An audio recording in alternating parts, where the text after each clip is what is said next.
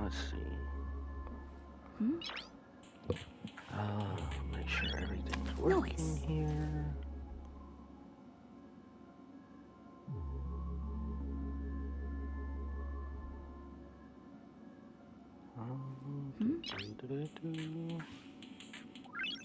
Noise.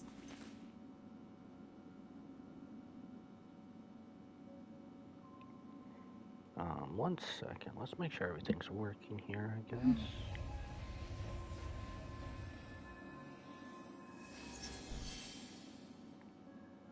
Guys, I will grind with you on Black Ops later in the week.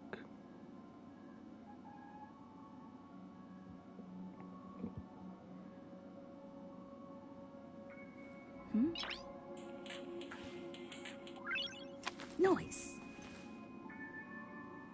Okay. Why is this not pulling up? Okay, there we go. Wait, I have to do that. Okay. Noise. Go away, notification. Alright.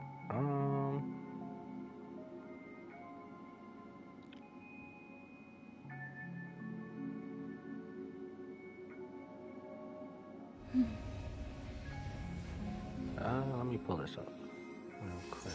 Oh, okay. That's weird. Okay. Let me make sure my microphone isn't turned off here by accident. I know I've done that before. Okay. Noise. We should be coming in fine.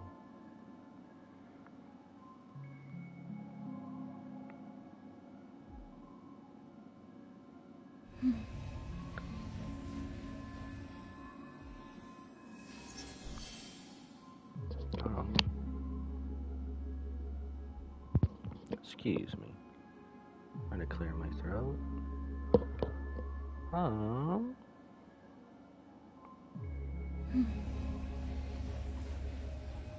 Oh, sweet. Welcome in. I'm sorry if I'm about to absolutely butcher your name. Soliu Las Un Conmi? I'm sorry if I absolutely butchered that name. Thank you. I just started not too long ago recently, so that means a lot, and I hope to give you the same too. I hope you're doing well as well, and hope we can both succeed. I guess I really didn't do an introduction. Noise. So I guess I am Shirayuki Chaos. We are doing more of the Penacony storyline. I know we're somewhere. What is this? The only path to tomorrow. I know it's in Robin's Paw, but that's kind of where we are.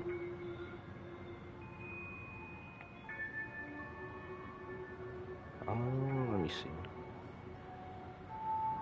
I guess I should put my Discord. I usually just put my Discord in chat.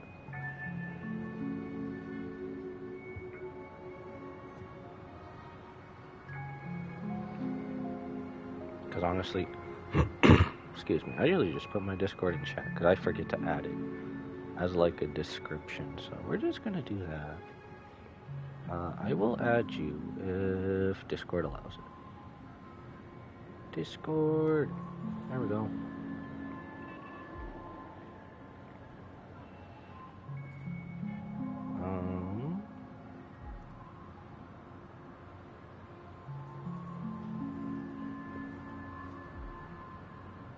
Let's see, we will get started here in just 1 second.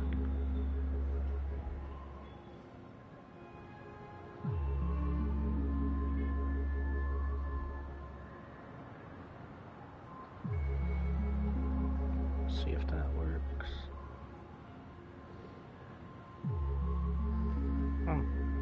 Hopefully it works before Discord goes haywire. Okay, without further ado, let's get this. Shirayuki Chaos doing more of the story.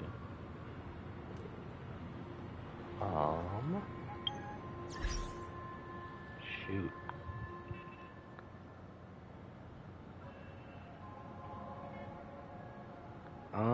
Yes, I did, Yuna. Let me go check it real quick.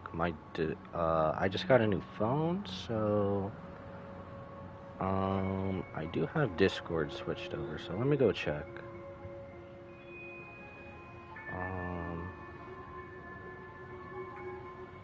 Where is... There it is.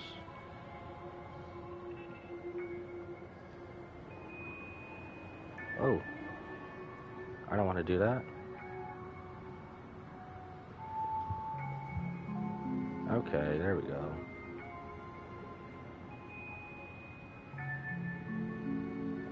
Here.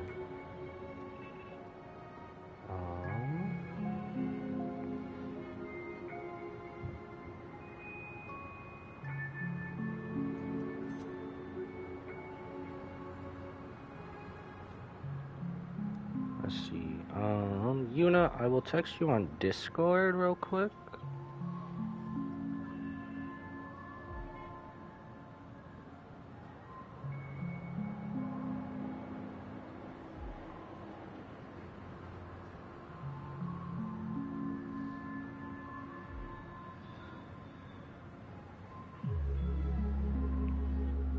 Okay, this is...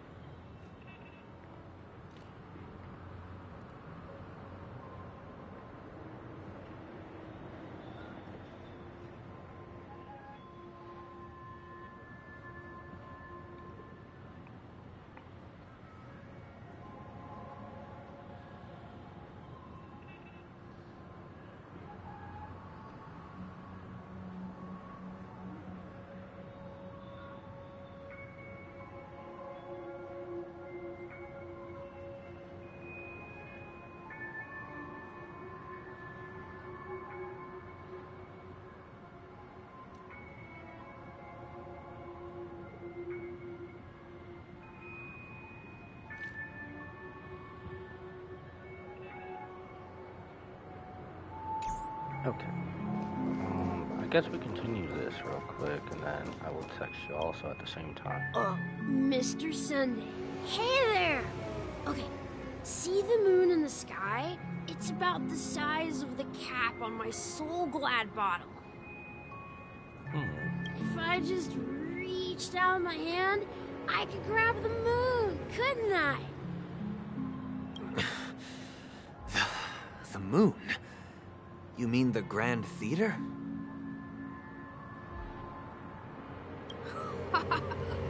Yeah.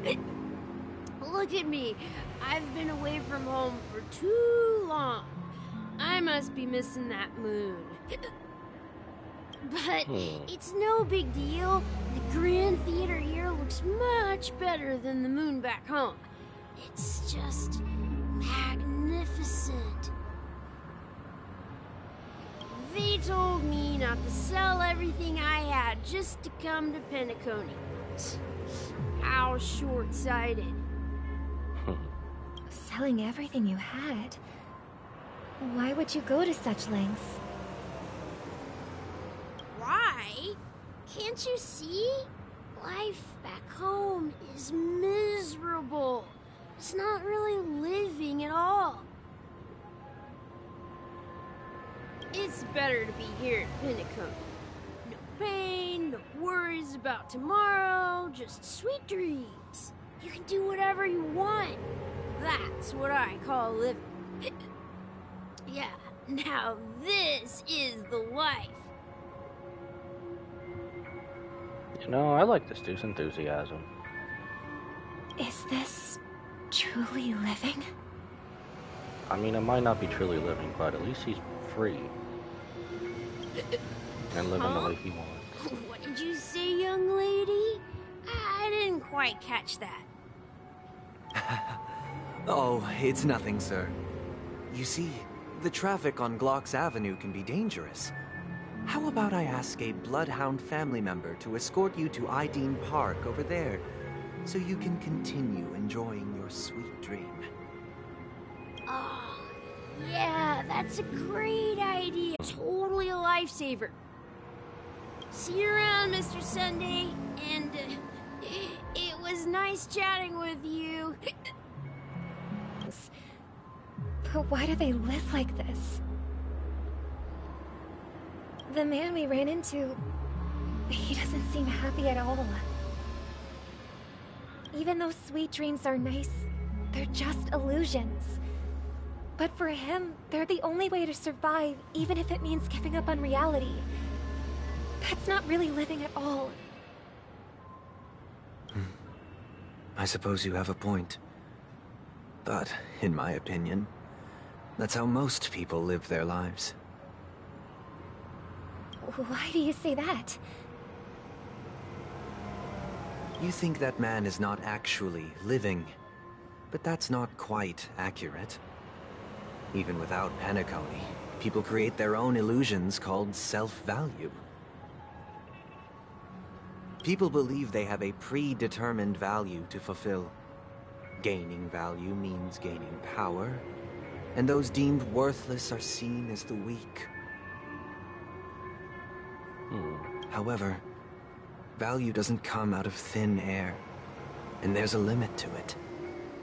To accumulate value, people have to take from others, so the weak get exploited and oppressed.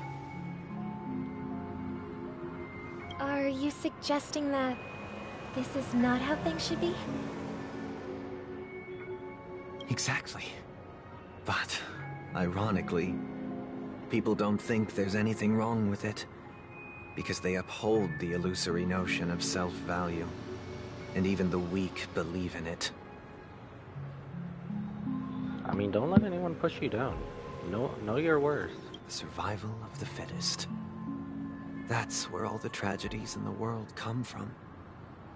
People come to the sweet dream in Penacony to escape from that reality and find solace. No tragedies exist here, only happiness, although in its nascent form. Isn't that the same paradise we yearn for in our dreams? Perhaps that man is just an exception. Let's not jump to conclusions. We should experience the dreamscape ourselves, just as I did at Dreamflux Reef. Yes, seeing is believing. I'll accompany you. The Dream Master hasn't shown up yet, so we have some time for a stroll. So we're gonna wander about. Learn more about the dream before the Dream Masters arrive.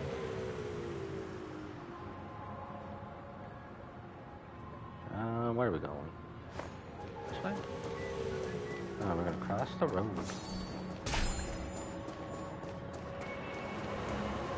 Who are you? Cheerful guest. Glad to meet you again, Robin. How are the preparations for the Charmony Festival coming along? We're all so excited about it. It's going smoothly. Thanks for making the trip to join the festival. You're too kind, Robin. It's a pleasure to have guests from all over the universe celebrating day and night. I can't stand being lonely or bored, so this jubilant dreamscape is perfect for me. But if this went on forever, would it get boring too? Nah, not at all. Who would get tired of having so much fun? Every day, you get to wear fancy clothes, explore all sorts of dream bubbles, indulge in delicious food without gaining weight, and you never get old or sick. As long as you can afford a room, this place is the ultimate paradise. An ultimate paradise cloaked in darkness. You know that only a few things can be brought back from the dreamscape to reality, right? That's exactly why I don't plan on bringing anything back. Just enjoying the dream itself is good enough for me. I mean, I'm not one of those long-living species. I only have around 60 or 70 years in this lifetime, and there's so much to worry about. Being happy here is pure bliss. Only in this sweet dream can I truly feel like I'm in control of my life and fate. Who would want to go back to reality after experiencing this bliss? I see. I genuinely wish you all the happiness in the world. And I wish you a fantastic performance, Robin! I'm off to the Blue Hour for the ball. See you later. Seems like that guest's perspective didn't resonate with you either. She had a valid point. I could sense her genuine happiness. It's just that... What you're trying to say is, she thinks she's in control of her life. But in reality, she's just escaping from reality and seeking solace in this sweet dream. Once she steps out of this sanctuary, everything will be lost. What stays in the dream stays in the Well, dream. she did make mention of being able to afford a room. Didn't she? Oh, and what are you doing? However, the paradise in our dreams, There we go. it doesn't have to end. No. And the paradise we yearn for shouldn't be just a fleeting dream either.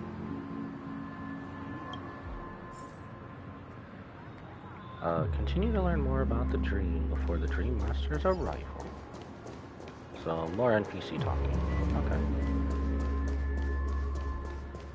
We kind of did that in the last part too, or yesterday, I guess. The scenery in this dreamscape is truly breathtaking, isn't it? Oh, Robin. Can't believe I'm meeting you in person here. What an honor. You're right. Even though time stands still in this dreamscape, it always feels fresh. I find something new every time. A philosophical mind. I hope I'm not intruding. Dang, why did I join so many other prediction groups? They are going on. Oh, not at all, no. With little time left, I yearn for meaningful conversations, especially with someone as esteemed as you. Do you mind if we chat? It's my pleasure. No need to be formal. Just speak your mind. You said, with little time left. Please, forgive me for being blunt. But is that why you came to Penacony? Yeah. I was part of a war, and while escaping from the Sarkosian mothership, I got exposed to some radioactive materials. And then, all my comrades died, and my hometown was wiped out by neutron bombardments. I couldn't bear to live with everything I knew gone. That's when I heard about a possible solution here, so I came.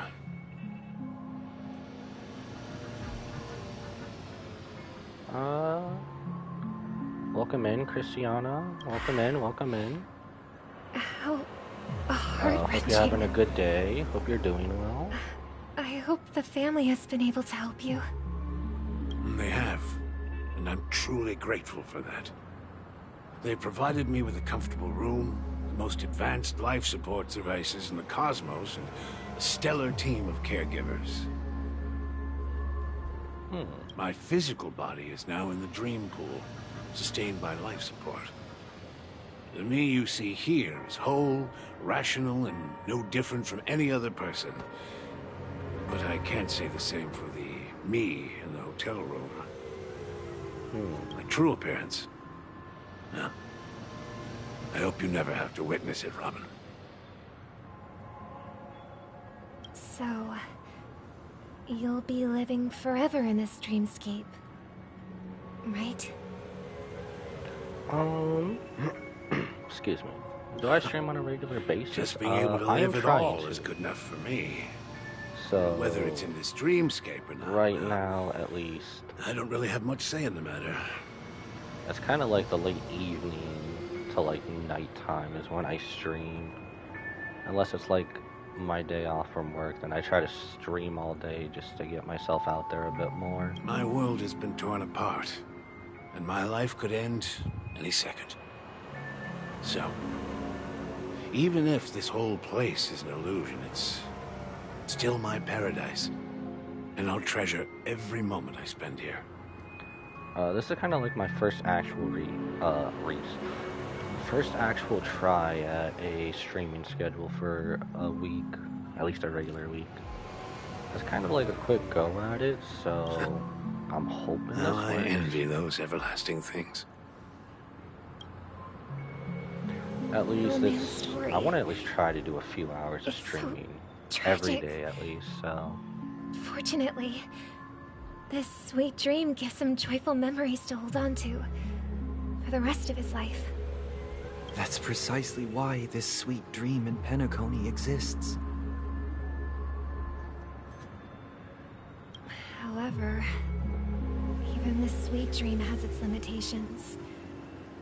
While it provides solace to the disillusioned, it can't completely eliminate pain in reality. I mean, it's a dream. What do you expect? And it seems like at least it's not totally what happened in the fake world ends up in There the real will world. be a way out. Penacony is already on the right track. That's what we hope. Meet the other Robin. Oh no. We're gonna run into Sparkle now? Okay. Look what we have here. Oh A no. lovely young lady. Wait, is that me? Oh no. This ain't gonna go well. I don't wanna do this. Why do I gotta do this? Alright. Let's do it, you imposter. Brother, what a surprise to see you again. Show yourself. Your trick won't work on us. I've heard that a skilled masked fool received an invitation too. That must be you, right? Did you enjoy yourself? Barely. The people here are way too gullible. Barely. A little bait is all it takes. You've been for all them to over the bite. place, Sparkle. And they run away at the slightest hint of danger. In other words, they're naive and cowardly. Are they? Now that you've had your fill, it'd be wise to leave before it's too late. The music of the harmony doesn't tolerate discord. What? Now that you have the real Robin, I'm useless? Oh, how disheartening. I've done so much for the family. You should be thanking me, because if it weren't for me cleaning up this mess, Penacony would still be in shambles. Don't you think? Didn't they just add Sparkle to Honkai Impact 3rd? I should honestly check that out as well. There's like so many gacha games That out was a there. personal request from the head of the Iris family, and it has nothing to do with us. Step aside and stop causing trouble for the Charmony Festival. The Charmony Festival? You think you can scare me? You think I have no idea what you're planning? I don't care what you're thinking, chicken wing boy. But I'm pretty sure our lovely Robin won't be appearing on stage. After all, you're well aware of what a sorry state this dreamscape is in under the banner of harmony.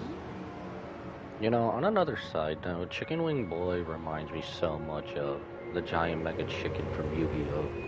That meme that would always go around for the winged dragon of Raw.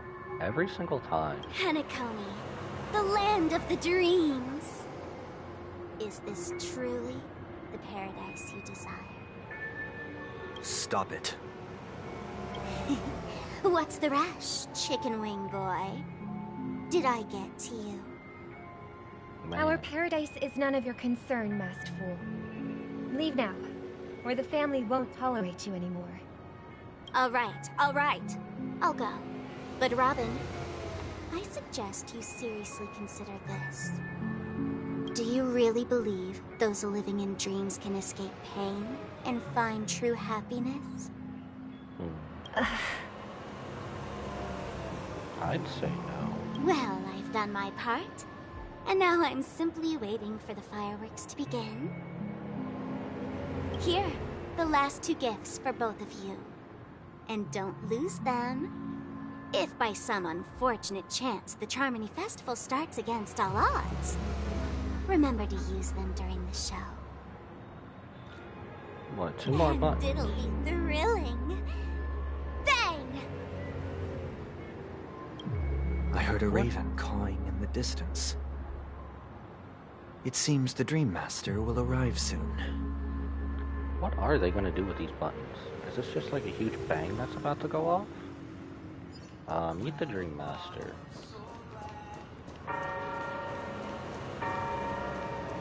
I don't know. I feel like I definitely know that everyone's going to press the button.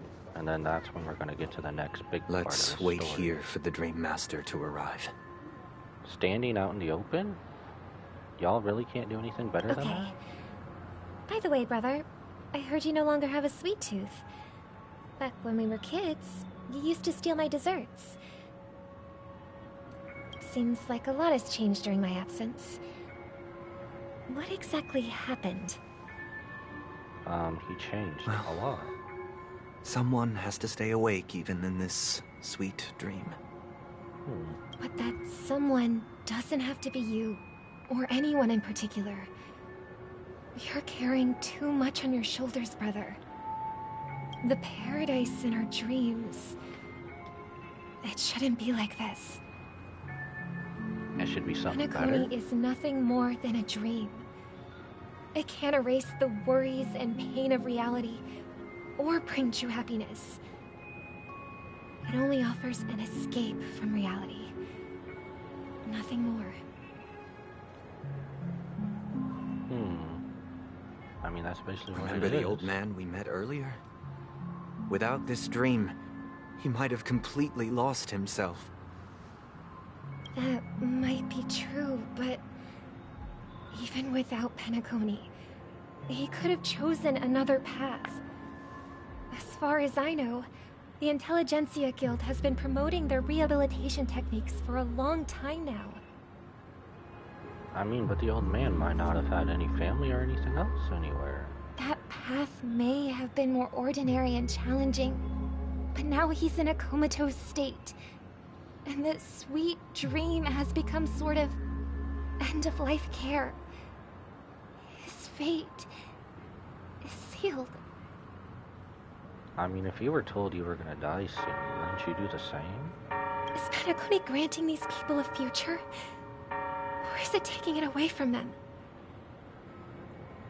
I don't really think that it's necessarily a future. Well, don't forget this. Not everyone really has a future.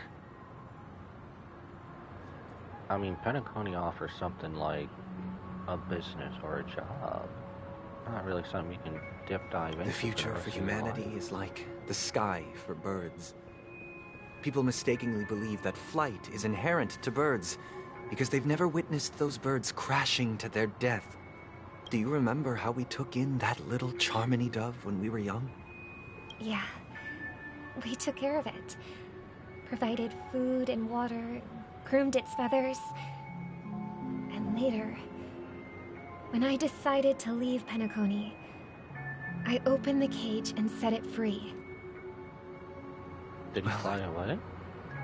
I didn't mention what happened to it in my letters because I didn't want to upset you. No, this better not be Shortly sad. after you left, it crashed to its death right in front of your window. No. No. Why is this story gotta be sad? Why? I had surmised as much. I knew you wouldn't have avoided mentioning the bird for no reason. Despite that unfortunate outcome, I still believe it was the right decision. Birds aren't meant to spend their lives in cages. They belong in the sky, even if they can't fly. But here's the thing. If there are birds in this world that can never fly, can we really assert that they belong in the sky? I mean, a bird can fly even though it doesn't have any wings, just in other ways.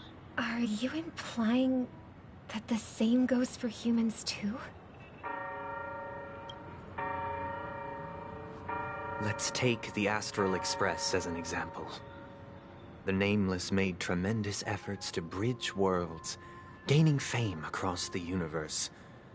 However, only a few extraordinary individuals can endure such a perilous journey. That's what makes them so because the special. pursuit of the Trailblaze exceeds the capabilities of ordinary humans.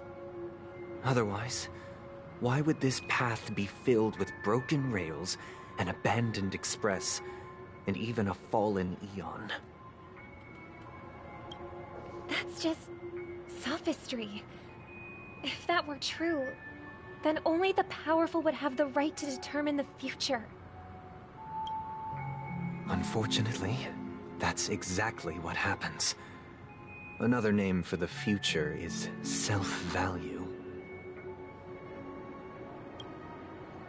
While this world has its fair share of heroes who inspire people and garner admiration for their heroic deeds, the majority of ordinary people will never become heroes in their lifetime.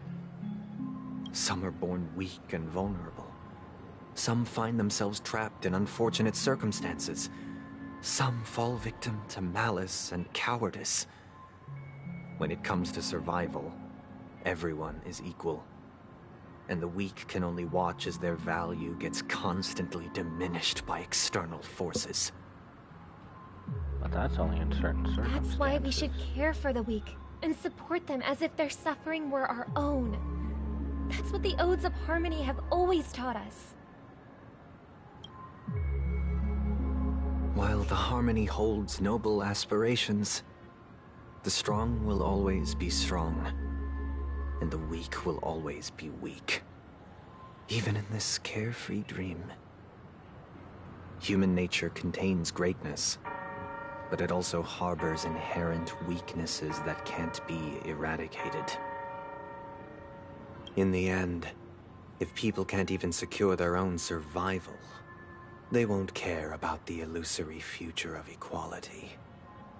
As long as the law of survival of the fittest prevails, there will always be fledglings crashing to their death. But if people don't live for the future, do they merely exist for survival? If even you, my brother, don't believe that the Harmony will save the weak, then which Eon can make our dreams come true?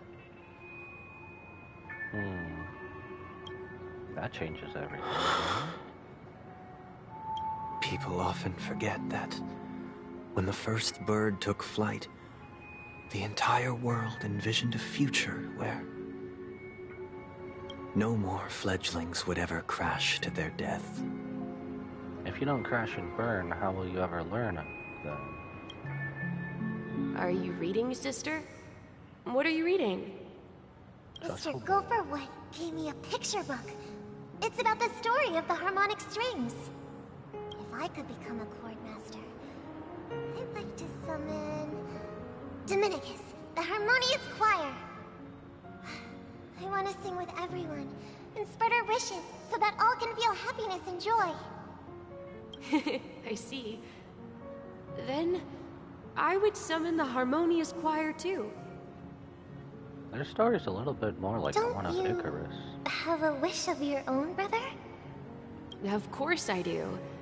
It's just that it includes your wish and everyone else's. I long for a true paradise where everyone can find peace. And that's how we thought about Penacony. Let's build a stage there and invite everyone to our performance so that both our wishes come true through the power of the harmonious choir. It's a deal then. Yeah, it's a deal. But how can I become a chord master? Maybe you will have to become a star first. one that shines brightly. Returning to the Trailblazers, Bob. 8 system You're back hours sooner until than the I thought. Charming Festival. Any results? If I remember, didn't you not just come with us? Or did you not? You probably didn't. I don't know what I'm remembering right now. Yes. And now, it's up to us to forge ahead. Oh, that's right. We kind of gained nothing, but we always tread on a path that is hidden. Since his last will has now been conveyed, my final mission is complete. No, it's not. You're gonna help us with all the way to the end. Pardon me if I sound curt. It's good to have determination. The path Mikhail left for you is not an easy one to tread. Why else would he have chosen to sleep in solitude, staking everything on some nameless in the future? But you have the numbers, and in numbers comes strength. So that might just delay your inevitable a little more. Maybe it's not the numbers, but the people who you met along the way that'll help you. Even in times of... Got any more encouraging words? Marge, I thought you liked being praised or encouraged. As I see it, relying on Welt's negotiations alone is far from enough. Regardless of whether the other party will be compliant, negotiating simply allows us to meet them as equals and won't grant us an upper hand. You know, Welt's good at negotiations. I wonder if we could handle in a courtroom against, was it Phoenix Wright from Ace Attorney? See them go at it. Penacony is our rival's home turf, and we already have very few chips left to play with. Rather than idly sit around while the family's got us blocked off, an offensive approach might be a wiser course of action. We're more familiar with the Stellaron's properties than most. And since it's the key to stabilizing the sweet dream, it's vital to the family's interests. By attacking their core interests, they're bound to retaliate hastily.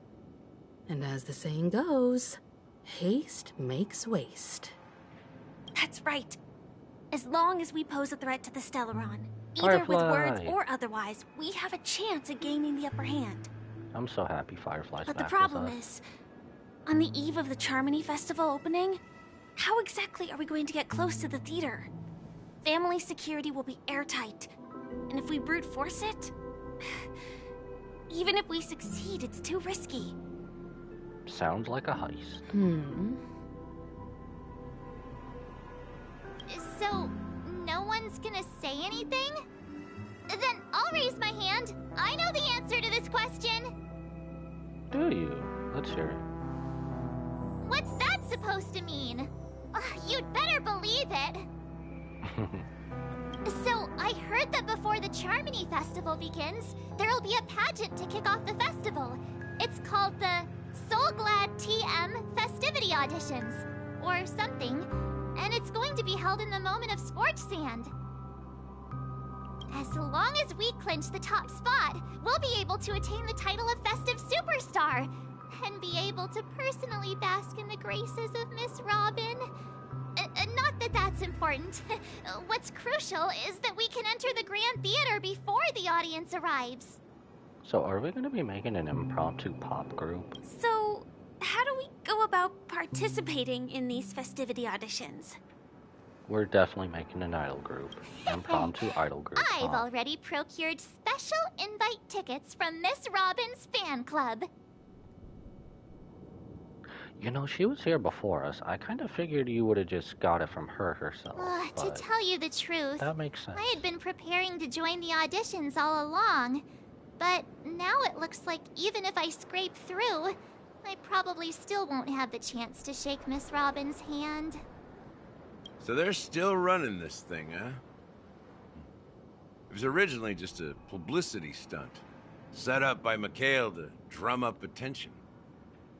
But it looks like it might be worth a shot. This is going to be fun. We'll follow Marge's plan. Mr. Gallagher, will you be joining us? I'm afraid I won't have the time. As a virtual character, I've already completed my final mission.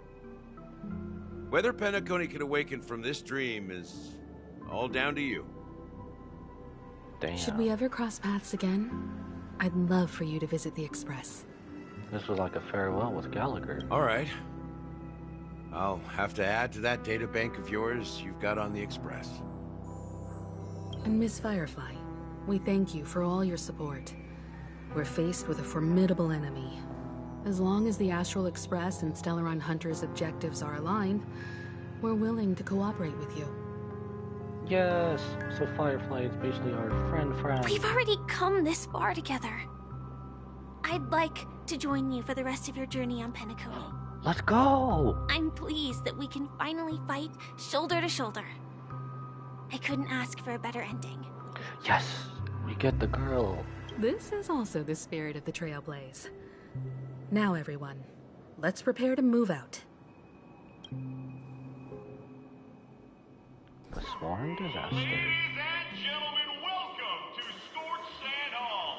This is where challengers thrive and dream chasers shine, all under the watchful eye of the entire universe.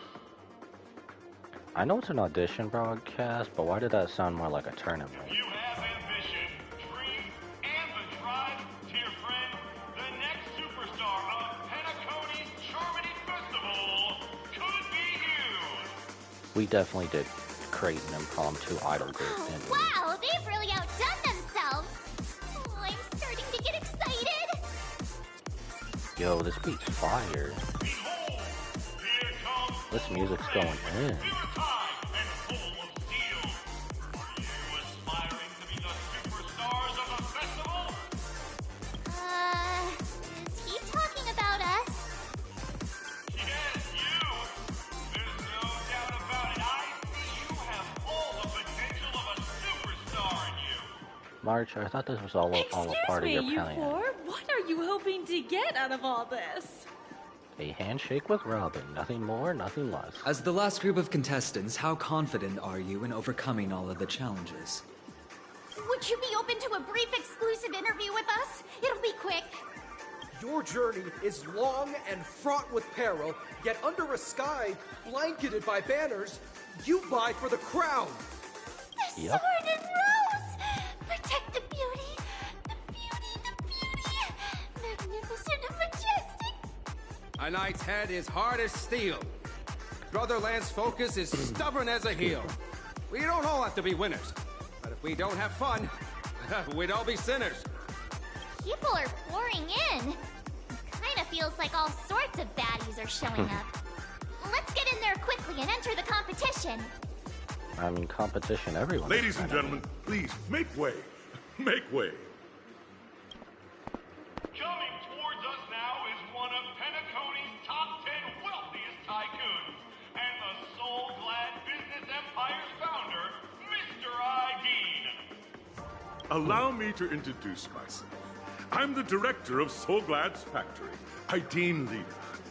My four friends, introduce yourselves to the audience across the cosmos. Okay, why not? Hello, everybody. I'm Himiko, a nameless from the Astral Express, and these are my companions. Please tell me we get a goofy intro as well. Don't you guys need to hide your identities? It's too late for that. Hide it anyways. Penacony is plastered with our posters. And because the Astral Express is so well known, the family won't dare to make any rash moves. Oh, we are so getting a goofy intro. And she's March 7th. And she's Say Cheese. Hello everyone, I'm hello everyone. Is it really a good idea to have a talent show in this pivotal moment of our story? We're doing Galactic Baseballer on this one. Goofy intro for life. Don't expose my net handle to everyone! If you don't want it exposed, I hope you had it trademarked. Then that's IP infringement. Hello, everyone! I'm March 7th. I'm an ordinary girl who loves adventures. Let's go. Goofy intros for life. Hello, everyone. I'm Firefly. I am also an ordinary girl who enjoys adventures. So it's a bunch of nameless guests. This final face-off is bound to be spectacular. Time is precious. My four friends, come with me. Where are we going?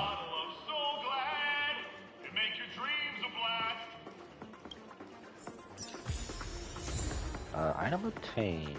OED. Olivier Dosmier. Okay. Sea Biscuit. Pass through the audition plaza and prepare to make your entrance. Why would it matter if we switch to... Okay. Oh. Stickers. Train pass. Ah. I'll probably do that later. I'll keep it up. Alright. Continue onward. Is there anything in here, like collectible, or no? Smack.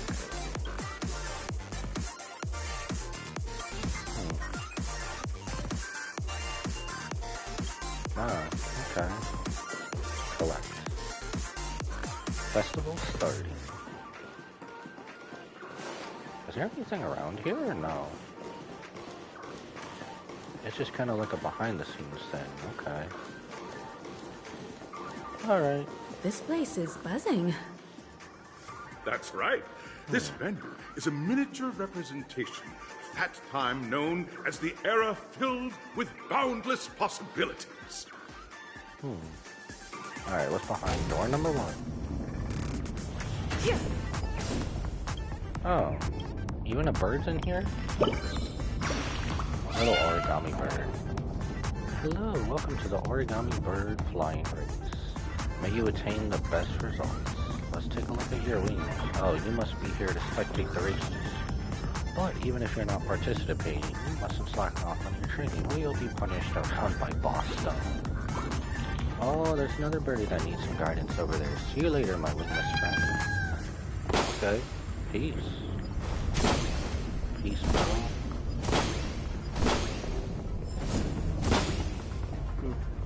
Always so fun. Ooh. Left safe zone. Yo, this visual is amazing. Alright, let's get this. Grab a bottle of Soul Glad and make your dreams a black. Nameless, your arrival reminds me of the grand occasion when Penacony was first established. I was still a young, bright-eyed lad back then, lured here by the watchmaker's ads, full of zeal and ready to make my first fortune in life. Once, during a particularly grueling day, I passed out and was resuscitated by a drink from Mr. Sousa. That sweet taste has since been etched in my mind, and that was what drove me to create the Soul Glad that we all know and love today. Wasn't that also part of the original story of how Soul Glad was made? The dream-chasing era was truly a wondrous time. Oh, I miss those days, and the watchmaker. Scorched Sand Hall is my homage to that time of boundless possibilities. I wholeheartedly hope you make it to the finish and emerge as the next superstars of Penacony. Okay. Now then, is there anything you'd like to say before the competition officially begins? Sure. Nah, we'd win. Did this come out after that Jujutsu Kaisen meme? Or no? Nah, we'd win. Can we get the ball rolling already? Rest assured we'll lose. Alright, for the memes. Nah, we'd win. That's the trailblazing spirit. How about you, Miss March? Hello, everyone! Next up, get ready for the Mega March 7th Adventure, where I'm going to break the speedrun world record! You're already going for the speed run? Trailblazing Okay. into the uncharted and challenging the limits. That's Miss March 7th for you. How about Miss Firefly? I hope that by the end of this journey, everyone will have achieved the outcome that they hoped for.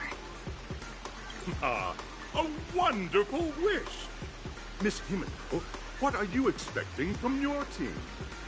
Yeah. Safety first, everyone. Simple words, but full of warmth. Waiting for you are 3 stages, each connected to that era. The first 2 stages offer 2 distinct paths to choose from, with unique challenges on each route. Okay. And in the last stage, you will face off against a champion who has defended the title to this very day. A Really? beloved contender whose noble virtues are unrivaled. And who would that be? Those are the rules. Simple. Everyone clear? Now, I hereby announce that the 33rd Scorched Sand Festival of the 20th season, sponsored by Soul Glad Enterprises, has started. This thing is 20 seasons? Damn. Okay. Everyone, as the Charmony Festival is drawing closer, we must reach the end as quickly as possible. Wasn't Factoring in expecting that. efficiency and safety, splitting up into 2 groups is the best choice. Ooh, can we go with Firefly? March Please. and I haven't known Miss Firefly for too long, Yes! and aren't overly familiar with her. It'd probably be better if the 2 of you paired up. Yes, let's go. We gotta go with Firefly. Fine by me. Let's do it. Let's go. Our girl is All coming right. with us. I don't have a problem with that. Our girl is coming with us. Enough chit chat. Let's do this. Say what now? I get a pair up with Firefly and there's no catch. She'll be eschewing with me around. Hold up. Has any of you even bothered to ask me for my consent to this? And there's no catch. Alright, let's do this. We'll split into the assigned groups then. Let's not waste time. Yo, we gotta go Firefly. Let's go. Alright, what's the first objective? Go to the first stage entrance.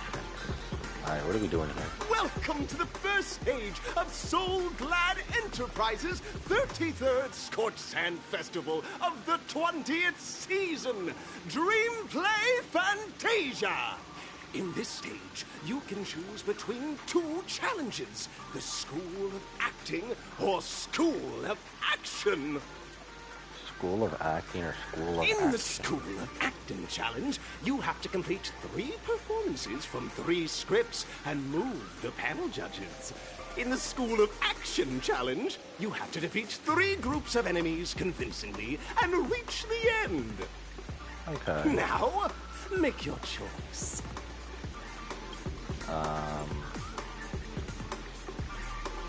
Select the stage you wish to challenge. Select challenge arena. I don't know, which one's better to do? Or does it choose for us? Are we on a pinball machine right now? We are. Holy crap. We're the damn pinball. We're the damn pinball in a pinball machine. Press a button on the tracks and select the challenge arena to go to. Okay. Oh. Wait, so are we going there no matter what? Wait, oh, they're down here. Acting challenge? Action challenge. I mean, it looks like I kinda gotta do both of them. So, does the action one mean we're fighting people? And then the acting one is, I don't know what. Let's just see what happens. I might have to end up doing both of them anyway, so. Stage of dreams for those who dare to dream. Welcome to the School of Acting stage. Learn about the challenge from the guild. Guild guide. Step onto the stage and move Huh. the judges with your heartfelt performance. The Okay. next cosmic star of Penacony could be you. Can I get launched? Oh, I can't even get on that. Darn. Alright, explain. Competitors, allow me to introduce the rules of this challenge to you. Explain, guide. There are 3 stages up ahead. On each, you will find an outline of a script. These 3 scripts were written by the legendary filmmaker, The Watchmaker, and depict various stories from Penacony's era of pioneering. Oh, I think I figured out what this one is. Your task That's is that to little mini game we did as a venture. find the right words and act convincingly to make the judges feel the script's intended emotions. Oh, I wish you a successful performance. Are we doing the little skit we did as a Venturine when we were going through his history? Also, a bit of trivia. The record score for this stage is held by a participant with fiery red hair. His exceptional performance brought even the strictest judge to tears. Looks like he wasn't even acting at all. He couldn't be talking about what's his name, Argenti, could he? Probably is. We are running out of time, so let's get this over with quickly. Alright, let's get to it. Pass the first school of acting test. Okay. Are we not? I don't Looks know. good. I'm confused all over the place. What does this area look like? Oh. Okay, so we just put into a little bit of portion. Okay. Alright, let's start. Just take a look at this pair! Such star quality. Since you come as a pair, I'll prep a two-person scene for you. You two, are you ready? Are we gonna have to do a dance like in one of Acheron's trailers with Black Swan? Envision that you both, driven by the spirit of exploration, are arriving at the land of dreams that is Penacony for the first time.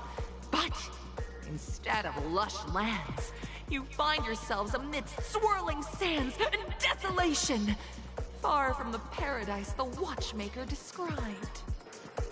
You're driving an old clunker through the wilderness of the dreamscape, braving the cold wind, choking on the dust, and suddenly, a fierce memory zone meme blocks your path. You're trying to stir up bad memories, Now, aren't you? Miss Greyhair, what line would you deliver to express your disappointment in Penacony? Disappointment. Great, I love living on the wild side. A brutish creature, quick, let's run it over. What in tarnation is this hellhole? The Watchmaker's a big fat liar. I love living on the wild side.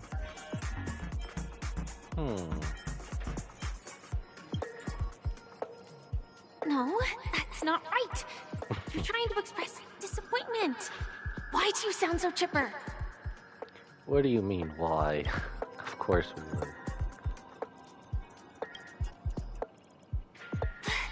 Do you usually express disappointment this way? Kind of. We're like the most carefree person you'll ever meet. Very good. Now, though you're disappointed, your screen partner is conversely very enthusiastic. Now, young lady, you will say... Yes, what will you say? This is great! I love living on the wild side!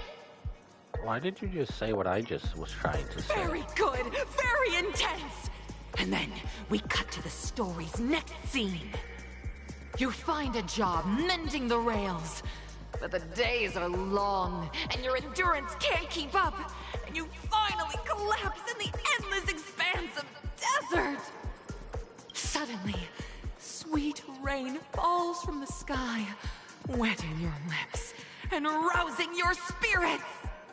Now, Miss Greyhair, what line will best express your surprise at this moment? I can only wonder. Oh, Penacony, my Penacony, you truly abound with opportunities. Just let me die of thirst instead.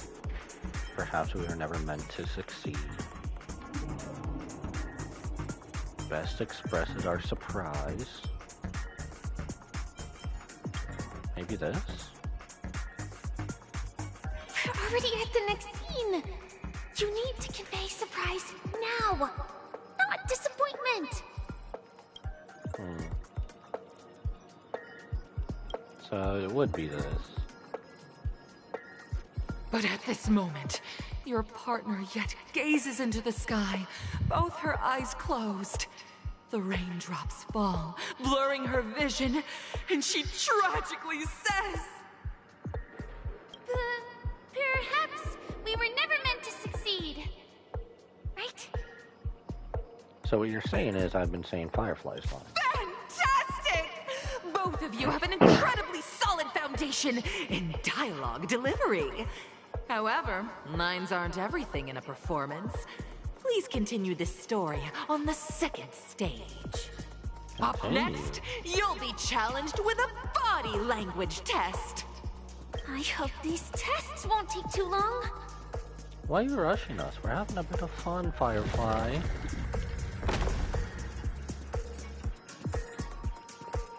Pass the second School of Acting test. Alright. Give me the EXP. Alright, body language test. Let's go. Here, you two are required to skillfully utilize body language to portray the story context I've laid out for you. Picking up from where we left off, a heavy downpour saves you both stranded in the desert. This rain quenches the anger in your heart. You look to your companion, now completely devoid of fighting spirit, wanting to comfort her. Oh, it's getting spicy At now. this moment, what should you do to make her laugh? Make her laugh. Pat her head, tell a dad joke. Stand up and prepare to move out. Roll up out in the sand. Yeah, that's something we would do.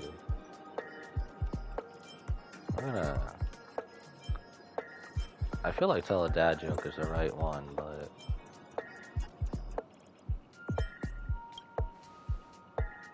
The test now is about body language. I don't think dialogue is allowed here. Is it now? Alright, we're gonna pat your head then. You seriously think that would make someone laugh? Maybe. Alright, let's roll about in the sand, because that's totally us. What? Right answer. Your companion sees you rolling about in the sand and thinks about the arduous obstacles along this journey. She can't help but let loose a laugh, rekindling hope in her heart. And so this girl... I'm... gonna get back on my feet and keep moving forward. Yep. A tug at the heartstrings! The story continues to develop.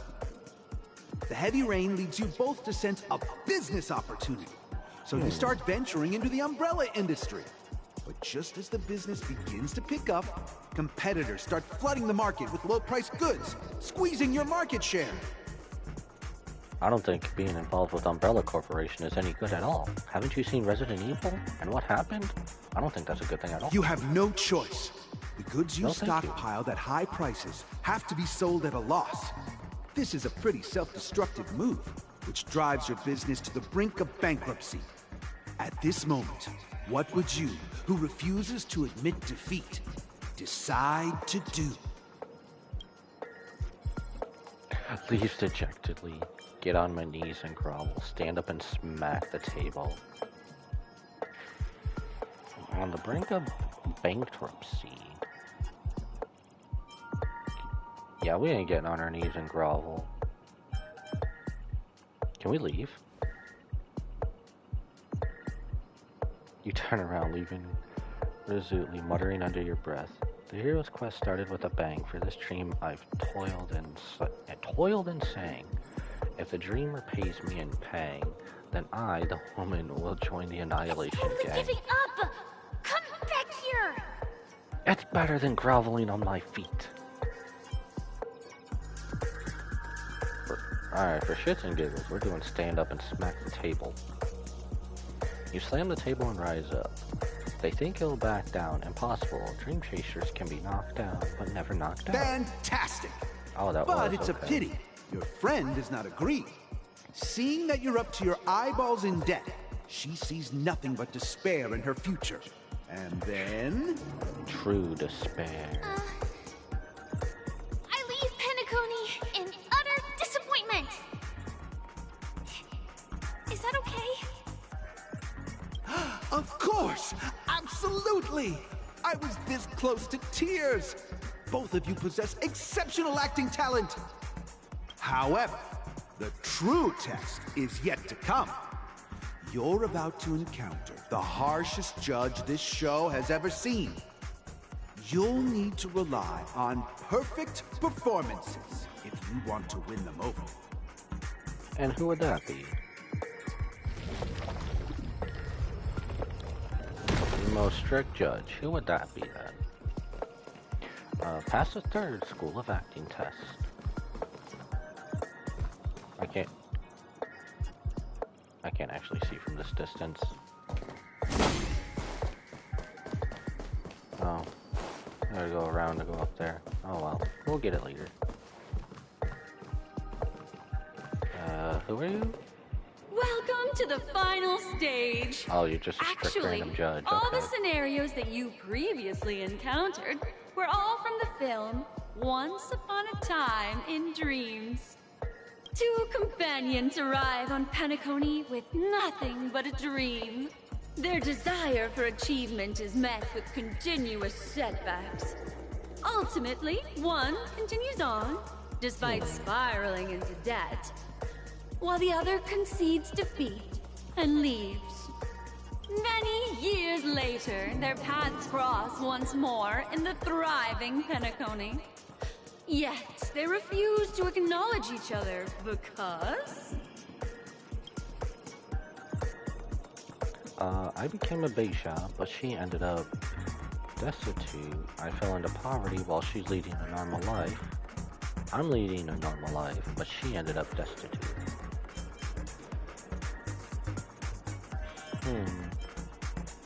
They refuse to acknowledge each other.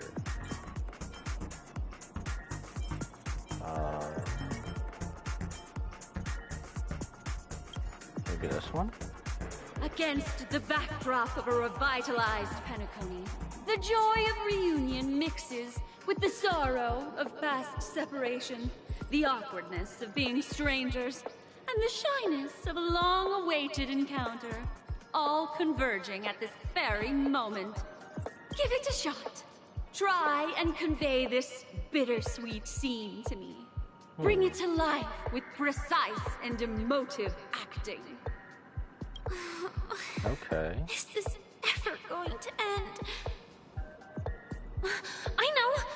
Why don't you try that clockwork thing you used before?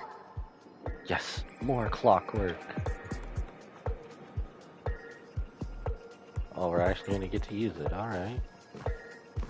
Your performance is far from satisfactory. Is it now? Let's activate this clockwork. Calm. Let's try happy. Screw it.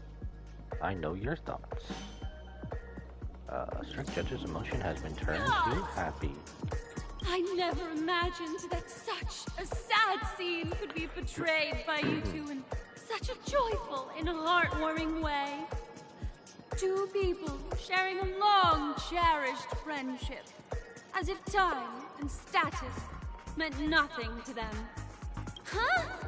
But we haven't even done anything! Is this imagination running wild again? Probably. Your portrayal outdoes the original. It's simply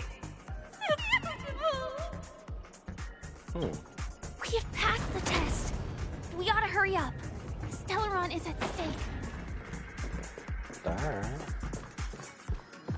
Ah, so we're a little behind the scenes. Oh, okay. So they do have some here. There's some enemies here, alright. Looks good. Ooh, what's this? Items obtained, no business like show business. Okay. Another... We're gonna be putting another pinball machine, bro. Congrats to both of you for clearing the stage, but more importantly, are you having fun? Fun is more important than success. I'd say that was pretty fun, but why do we gotta be putting a pinball machine again, bro? Look at the time! You finished much faster than that red-haired contestant did. Ew. That red-haired contestant. Who is that exactly? You'll find out eventually, but only if you clear the next test first.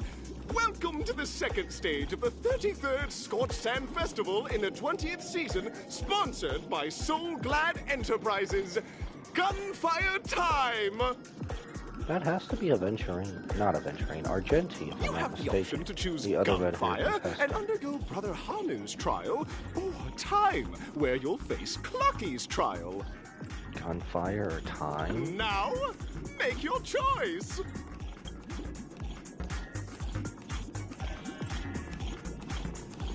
Select the stage you wish to challenge.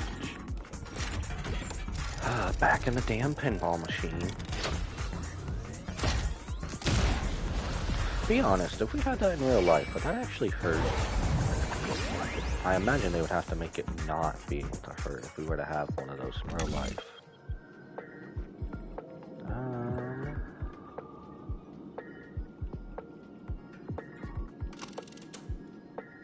Time trial, gunfire trial. I don't know, it seems more fun.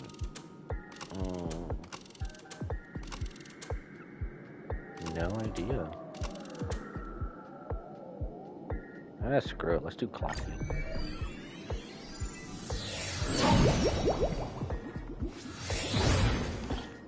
Dear friends, welcome to the wonderful world created by the Watchmaker. Hey, it's an origami bird. Head is the titular character from the beloved Clocky animation, Clocky! It's said that the Watchmaker dreamed up the idea of Clocky when he was just a boy. Back then, he was merely an apprentice in a clock shop, and one night, he dreamt that all the broken clocks started sprouting arms and legs. Like a skilled pilot, he steered them towards the right path. As a classic figure who grew up with many, Clocky truly shaped a generation, solidifying the Watchmaker's pivotal role in popular culture. Contestants, may you have a wonderful time with Clocky. The trial of time. I hope it won't waste too much of our time. Pun intended, Firefly.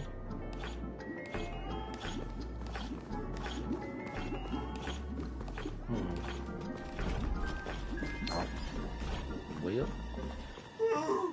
Am I just a failed experiment? That statue. Did it just speak? I'm pretty sure it did. So this is also a whole other area then too. Okay. So we have a little repair, a little jigsaw puzzle.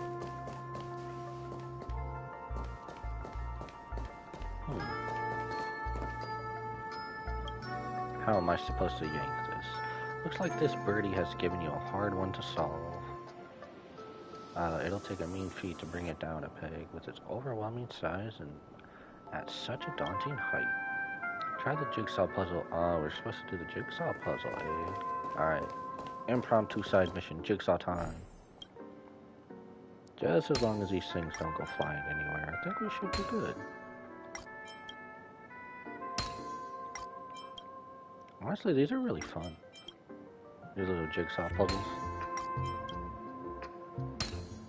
I mean, they practically do make it easy to do, so... turn that.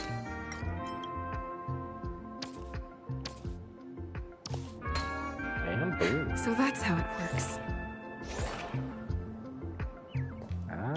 Now we yank him out of here. Phew, finally got down from there. Thank you for saving my life. I never knew solving jigsaw puzzles could be a weight loss or genie. I didn't think it was that high when I was growing up. My heart almost exploded when I realized. Are you not afraid of heights when you're falling? Of course I am. Which is why I'd never flown. I climbed up with my claws. Goodbye. Please forget this acrophobic, embarrassing birdie. Huh. Interesting. Looks good. I mean, if a bird never uses its wings and claws for everything, Am I just a failed experiment? I'm gonna have to fix this guy, ain't I'm I? just an expendable failure of a clock, aren't I? Hello, I'd like to play Dreamscape Ticker. So is this a stage requiring us to cure this thing with a whole therapy session now? Maybe Brother Hanu's one was a little bit funner. Can you let us pass already? I mean, we're gonna play the Dreamscape Ticker, aren't we? So, I'm not just a failed clock, I'm also a failed toy. Nobody said that. Don't do that to Just yourself. like the other challengers, you want to enter my inner self? Then please be my guest. But you won't find anything worthwhile. I'm just a failed piece. All of you clocks are so down all the time. See? I'm just empty inside. Well, I wasn't expecting that. Where's your puzzle? It's time for me to make an appearance! What? Impromptu clocky? Ah, the plot thickens. Where did you come from? I can also see him. Is this character part of the show? So everybody can just see Clocky now and we're not special over everyone else? Damn it. Clocky is everywhere and can do anything! Like, Oh. right now! I could solve this problem with your big ticker pal, Tick-Tock! Do you want to help us, old pal? I can't believe it's actually Clocky! Why would you come and visit a failure of a clock like me for no reason? You see, we're all clocks. We're family. I want to help you be happy! Tell your pal Clocky what's troubling you. Yes, what is troubling you? I came across a startling revelation yesterday. Apparently, Dreamscape Ticker isn't the same as Clocky at all. It's just a discarded prototype from Clocky's early development. Well, you've got to start somewhere. Please, just leave me be, Clocky. I just don't know how to face you. Because I'm just a failure. Oh dear. Seeing it like this is utterly heart-wrenching. But fear not. We're here to help it rediscover the missing parts of its inner self and guide it out of despair. Yep. We're here to help. I guess even troop members can experience existential crises. Don't worry, miss. I've already pinpointed its missing parts. That fast? Damn. Over here, my friends. Better use that hamster ball night speed. Alright, this area is a little... Oh, it added on. Okay. I didn't see that it added on.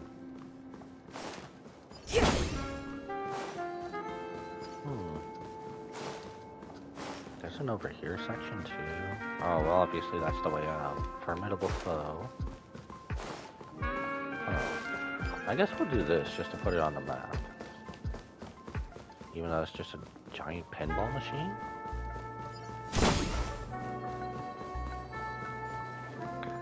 Ah, we're gonna do one of these again. What's this thing called? Here. There's a missing part on the opposite side. But how do we get over there? There's also a dream side left here by a Dreamweaver. We're running out of time. We'll have to use it if necessary. Well, we're gonna have to. This must be one of the missing parts that Big Ticker needs. Big Ticker's Broken Heart 1. Ah, okay. Dream's Eye it is. You know, this is really innovative. That's what I'm trying to look for. I really like the Dream Side. This is really innovative. I'd love to see more done with it. Now, let's go over here. Let's get this way. Then move the module.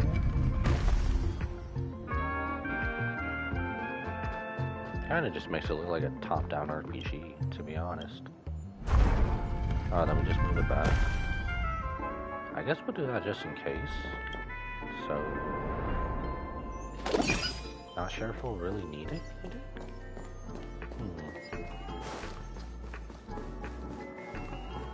Help! Help! Oh, well. I'm about to end up this roast dinner! Tweet! Tick-tock! Do I hear someone calling out for help? Tick-tock, tick-tock clock. Tweet! Help, help, help! Tweet! This fella's body is boiling hot! Tweet! Oh, the dude's the little tail of the Tyrannosaurus. I can't take it anymore! Tweet! Oh dear! It's an origami bird! What's it doing in beyond Overcooked's tail? I don't know. Is that Clocky? Tweet! Please save me! Tweet! I'm being roasted alive! Tweet! Is it really that A bad? roasted bird? Oh! This is horrible! Let's save it! Quickly! Alright, why not? We're going to anyway. Can someone else take this one? The music in this game plays so hard. Stand still.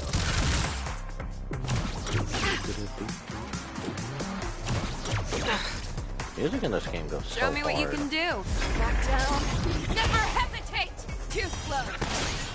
Lance at the ready. Fracture!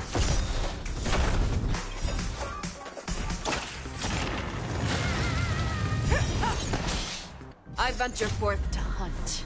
Always soaring. Forever triumphant!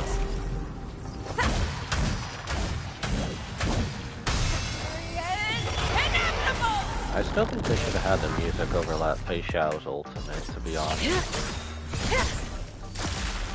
Because it still interferes with each other. Time to say bye. They just had it overlap it so it doesn't interfere with any songs or whatever else.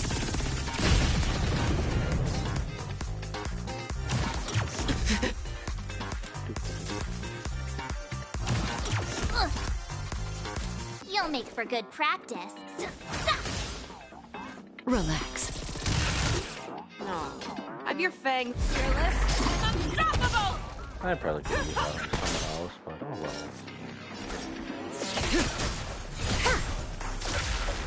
Too slow.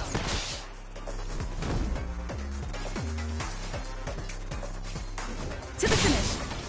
Stand still.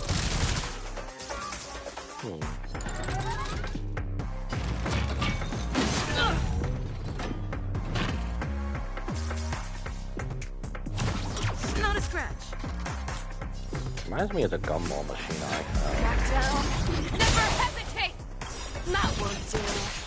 I venture forth to hunt. Kind of weird seeing a Always gumball machine soaring. just attack you out of Forever the... triumphant. But I mean, I guess in the dreams, if anything can happen. I could take 10 of you. Better not underestimate me. Time to show you what I can really. Azure Dragon, White Tiger, eating less carbs. Watch this!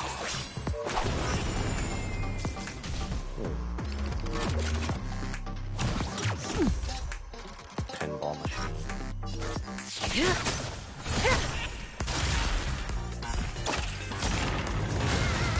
I'm on guard. Relax. 1 HP, You bro. need to get stronger. Bro was hitting me with 1 HP. Show me what you can do. I'll give you 5 seconds. Fearless. Unstoppable! You can't have that, bro. Hit me with 1 HP. You gotta be kidding me. Ooh. Good times never last. Time to say bye. But I do like taking the pinball machine.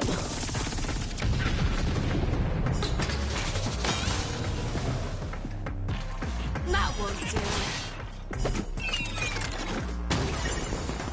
Lance ablaze. Flaming lance. Forward.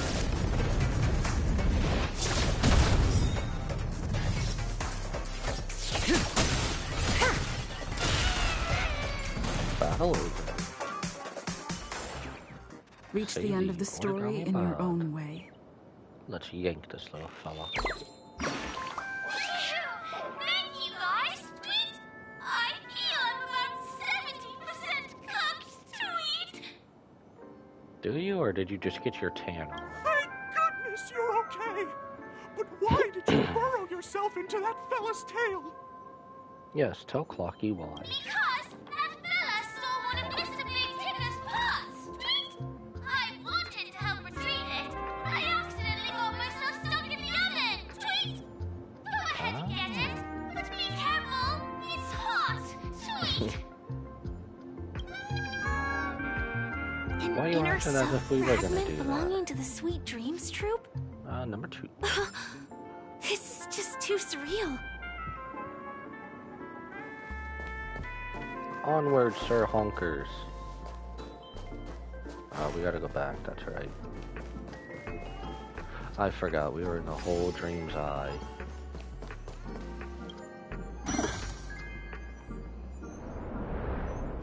Alright. Back to the Dream's Eye. Where are we? Oh, no, we have to activate that Dream's Eye over there. That's right. This one. There we go. I was doing the wrong one to start with.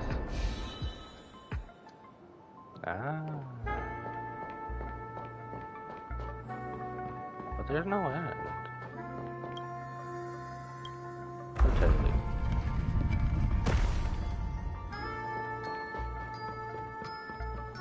We're gonna rotate it back, and then continue onward.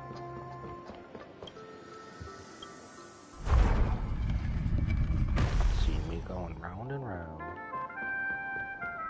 That's right, baby. And activate the Dream's Eye, and we get to go continue onward. I do like this area. Alright, cool, let's go. You guys are easy to take out. You're in my way. You're in my way. Skills polished. Out of the way. Relax.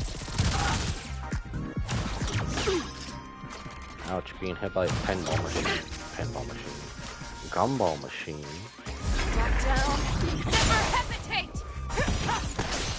Time to go on the offensive. Too slow. These guys just look beefy, but they're not really beefy. Always soaring. Forever triumphant.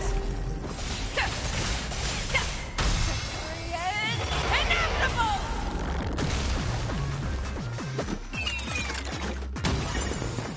That breathing sensation. Yeah, these guys act beefy, but they're just all part in I no could fight. take 10. Better not underestimate me. Stand still. No. Fearless and unstoppable.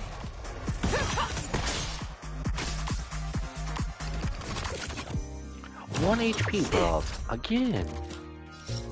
This game is just out to fight me right now.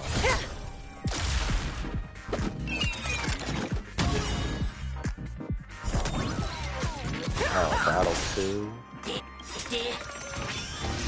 Alright, let's use some ultimates then. Good why times not? never last. Time to say bye. Use some ultimates, why not? Boom. Lance ablaze. Flaming lance. Forward. Time to show you what I can really do. Azure Dragon, White Tiger, eating less carbs. Watch this! Caught in the net.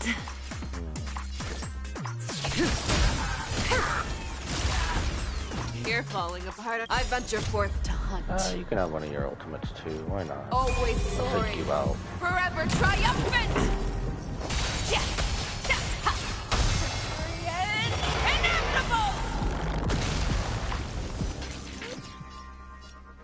Back down.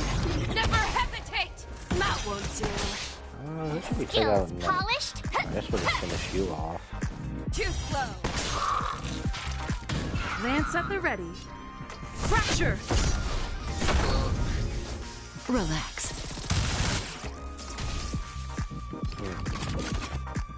There you go, Jane.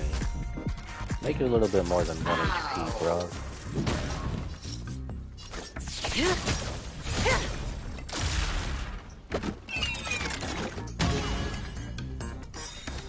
Big press.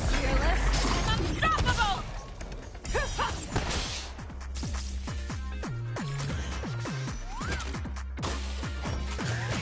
Oh, he's pretty mad. Ouch. I could take better not underestimate me. That won't do. Stand still. I'm on guard.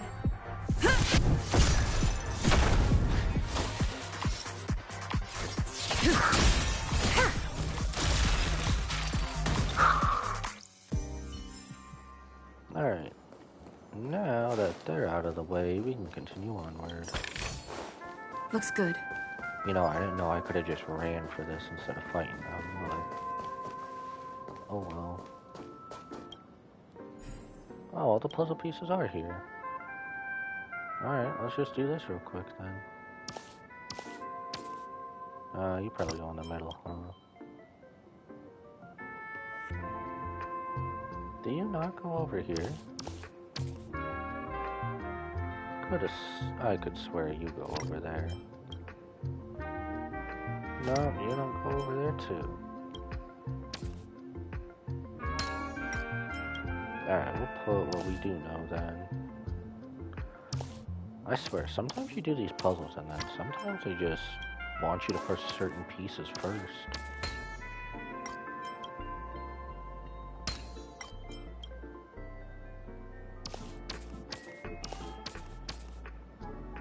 Okay, you're definitely like somewhere there.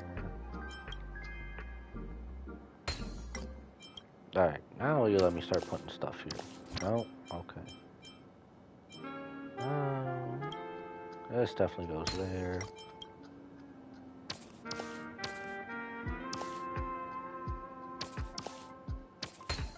Yeah, you're definitely in the middle, alright. You're right there. I feel like we also have to do this before we even continue onward anyway. There we go. Keep spinning the damn thing. You go right there. See? I knew it went there.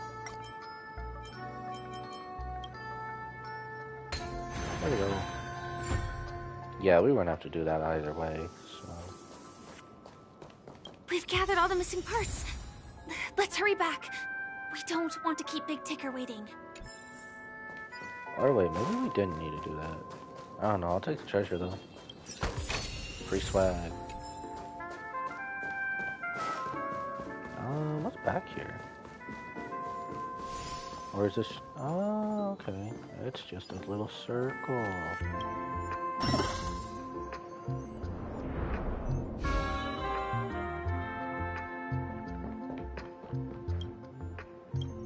Move the module. Let's go.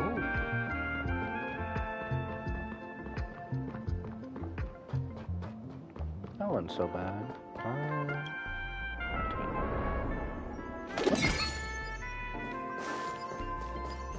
That's pretty fun. I love doing the dream side. Is that all? That's not a door.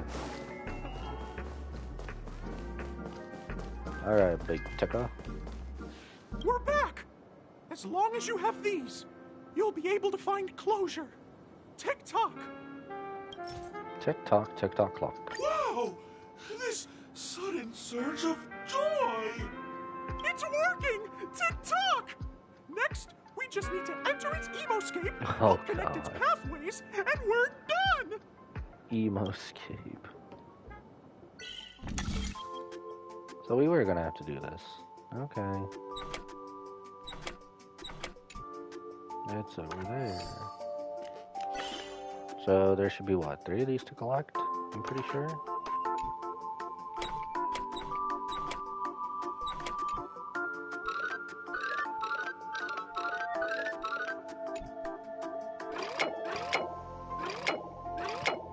That's the only place that goes.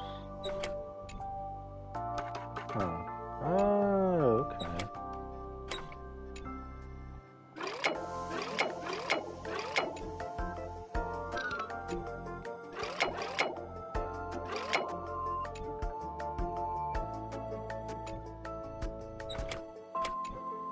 Okay, well, I'm not making something right here.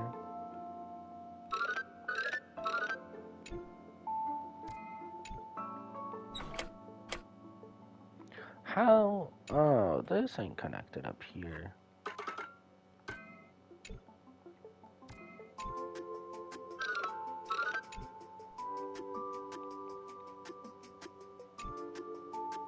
Wait, that can't be right. I gotta build off of that there, don't I?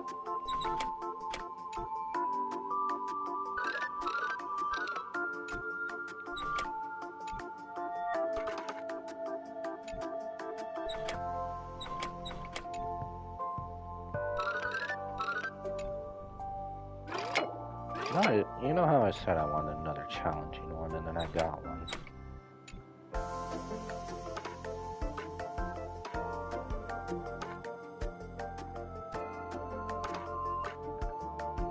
But that would be there.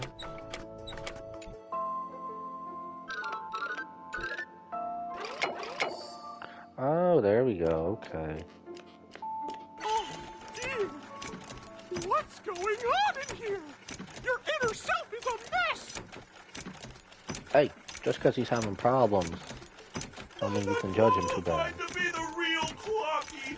Just give up, Clocky. No! This is unacceptable! You have to face your fears! Damn, bro got serious. Since it's come down to this, I'll have to use clockwork.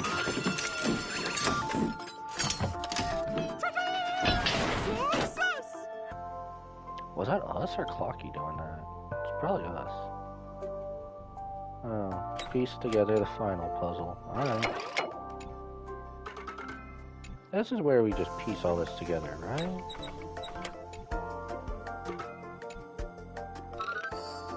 Yep, okay. That wasn't that bad. Puzzles in this game are really fun. Clocky, if not for you, I'd never be able to connect with people like this. You helped me find myself again. No problem Let's go. at all. As the guardian of Dreamville, it's what I'm here for. Tick-tock! Oh, my friends, you still have other important things to do, right? Yep. Go forth, my friends. When the moment comes, all the Dream Tickers and I will cheer for you. It's all done. Victory's in sight. Let's head to the final stage.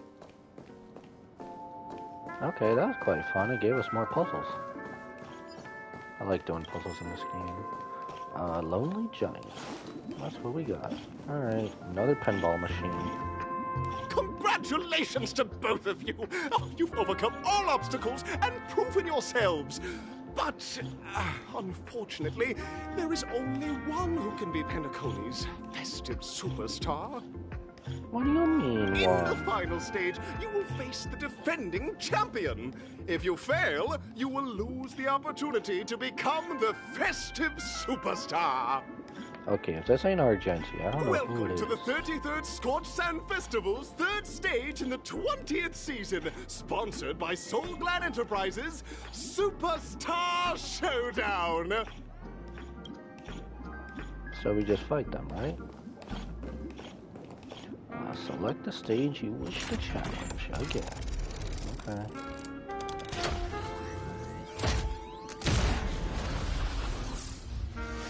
That looks so fun, but you gotta imagine that'd probably be painful as hell.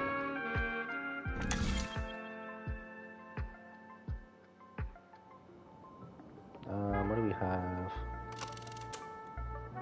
Superstar Showdown Arena 1. Arena 2. Are we doing both, or does it really matter? Arena 1 it is. Just because.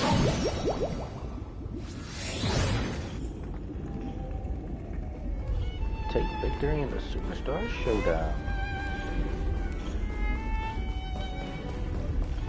I think I can see it. I think I can see it. Will of preservation! No way. I think I just saw someone. Someone extraordinary. It is. Isn't that Argenty?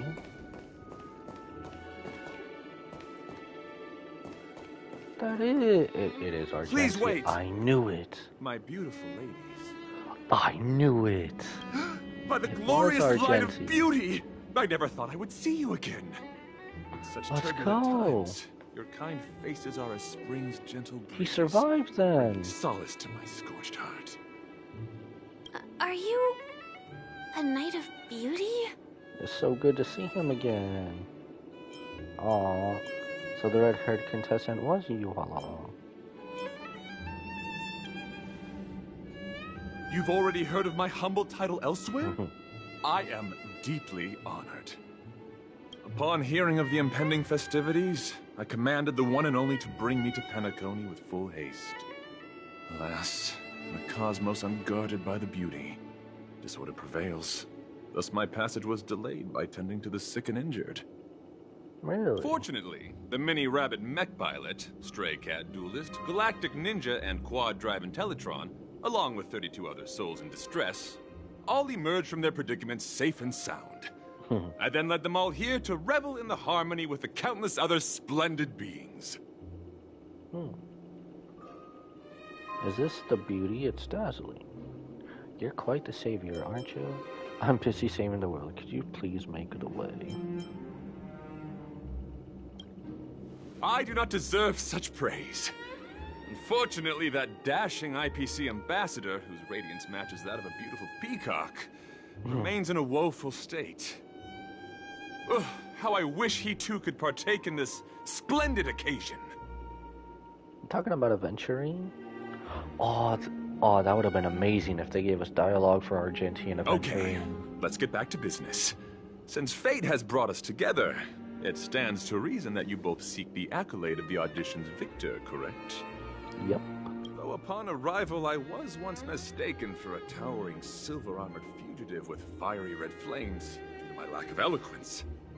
It matters not, for all these trials stem from the land of the dream's beauty. What matters is that I now stand before you. Our paths have crossed.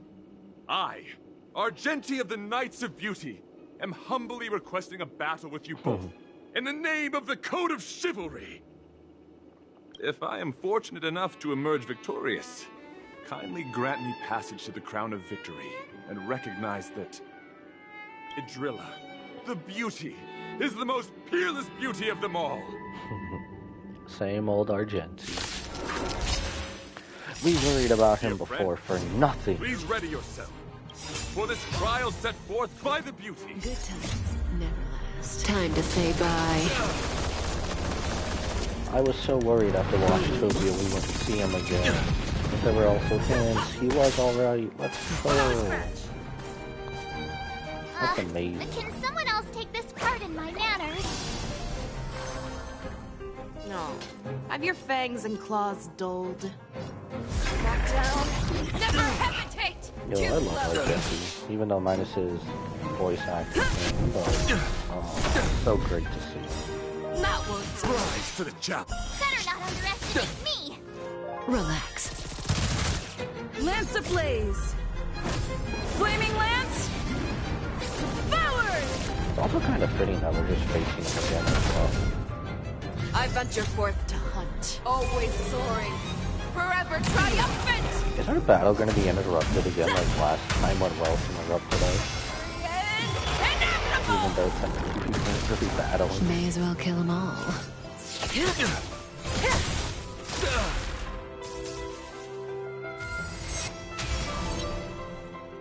See the damage boost. Let the duel commence. My gallant friend, put forth all your might. My cheek's about to get clamped. Skills polished. Stand still. Time to show you what I can really do. Don't be hanging on with 1 HP. I swear, this game really likes fighting it on fucking people. Watch this! The flesh Fearless, flesh wound.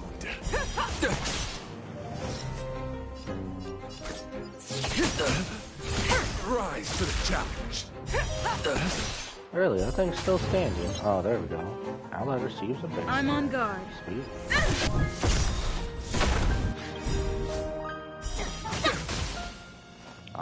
relax. Take him out, or... I venture forth to hunt. Do we take him out or take this out? Peculiar. But then he can just summon more. Always Take him out. soaring, forever triumphant. Yeah, we'll do some major damage. Get out on top of it. He could be a really hard never boss. last. Time to say bye. Boom. I get it now. You'll make for good practice. Ooh, major damage or major damage? Watch this! Let's get the damage and then we'll go back to the assault.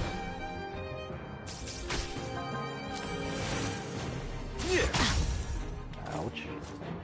Confess. Show me what you can do. Back down. Never hesitate. That won't do. Man, what That did March breathing do to you? sensation. Remember it.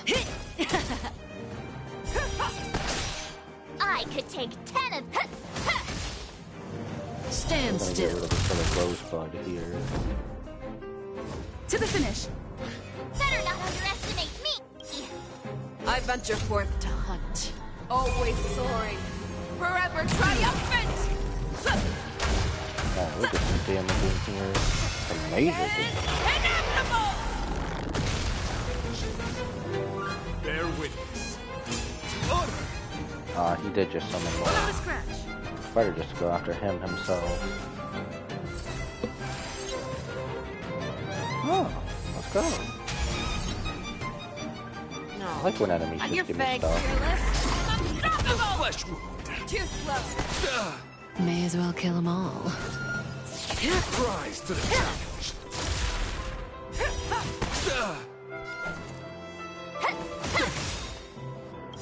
Relax. Time to show you what I can really do. Azure Dragon, White Tiger, eating less carbs. Watch this! Fracture. Rise to the challenge. Better not underestimate me. So close. You're fighting a gentleman. He's gonna do some damage, definitely. Not bad. Good times never last. Time to say bye.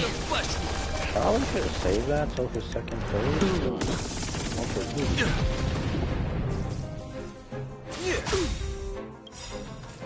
That I definitely should have Lance saved till his second ablaze. phase.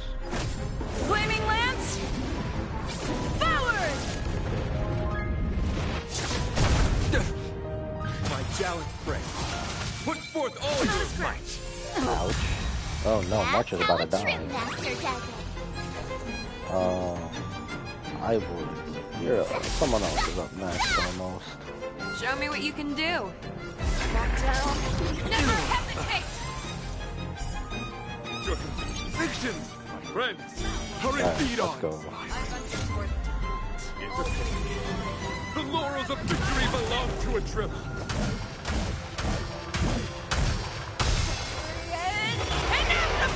Is our battle not going to be interrupted? Behold, this symbol of pure beauty. Hello, Zoe Martin. Welcome in. Welcome in. Hope you're having a good day. That breathing or, sensation. I guess evening by now, but hopefully you had a good day and good evening. Welcome in. Welcome in. Rise to the challenge. Currently, we're just Stand whacking still. the crap out of Argenti. So.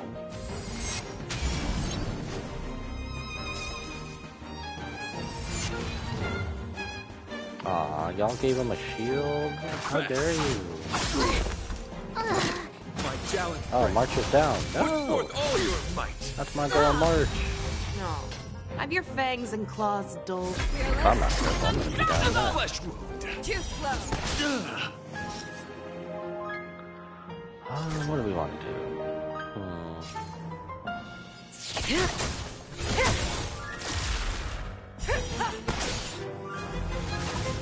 Not bad.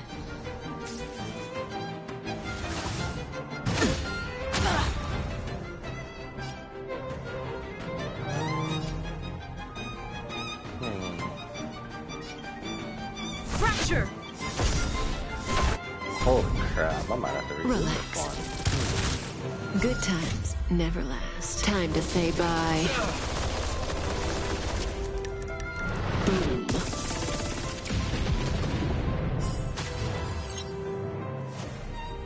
I venture forth to hunt. Alright, we need major damage on him. Always soaring. Forever triumphant! We need major damage.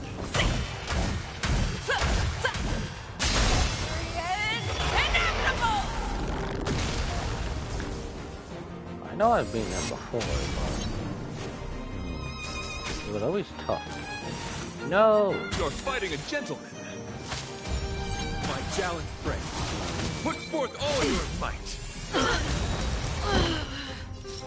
No.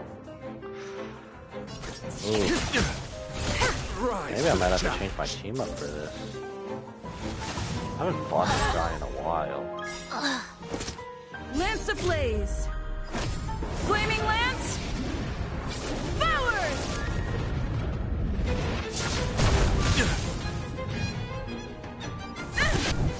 Rise to the challenge. I'm about to get slapped. Rise to the challenge. Bear witness. Don't you dare. Don't slap me too hard.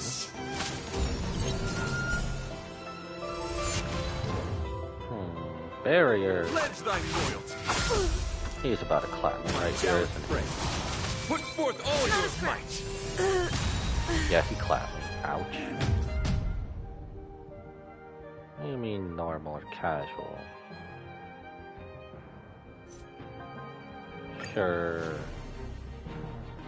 Not because I don't feel like it. Dear friends, please ready yourselves for this trial set I mean, there's forth no by the shame. I just kind of want to get Penacony done before they Time keep to adding say more bye. stories. It's alright. It might be a little bit easier, but that's still the same reward. Hopefully I'm not roasted too bad for it. Can someone else take this one? To be fair, I'm also kind of taking the lazy way out.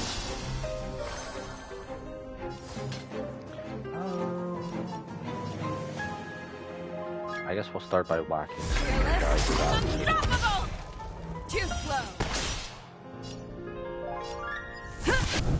Rise to the challenge.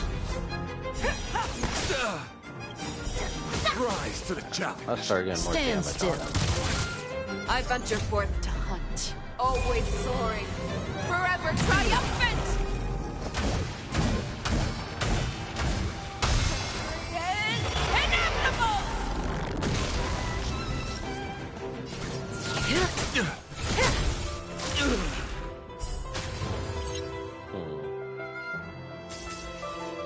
You're fighting a gentleman. My Yes, gallant we are. friend, put forth all your might. If you're a gentleman, why do you do so much damage? What I can really do. Azure Dragon, White Tiger, eating less carbs. Watch this! Rise to the challenge. I should have taken his other dude down. Or his shield barrier. Oh, never mind. That works out too. Ouch. Lance ablaze! That hurt. Flaming lance! Forward!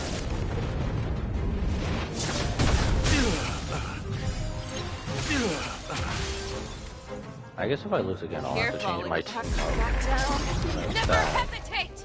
Not once. Rise to the challenge. May as well kill them all.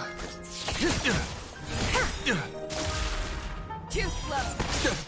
Lance at the ready. Rise to the challenge. I guess we'll use one ultimate and save the Stand still. I venture forth to hunt. Always soaring. Forever triumphant! There we go. I'll let him summon your cronies and then I'm popping the ultimate. There we go. Pop the ultimate. The laurels of victory belong to a triller.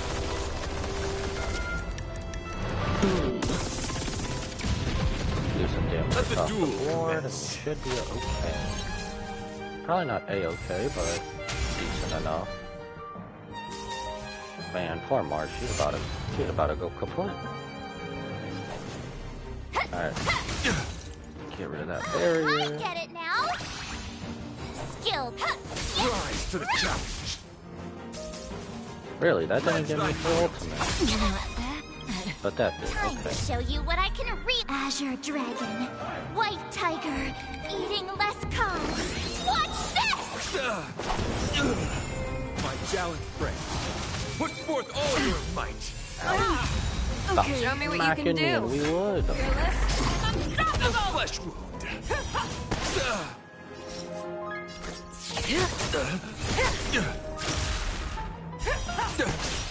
I'm on guard. Better not underestimate Rise to the challenge. Relax. I venture forth to hunt, always soaring, forever triumphant!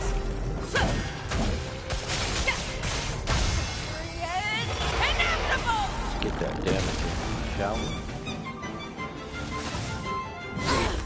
Ouch, those do major damage. Those little buds do major damage, Jesus.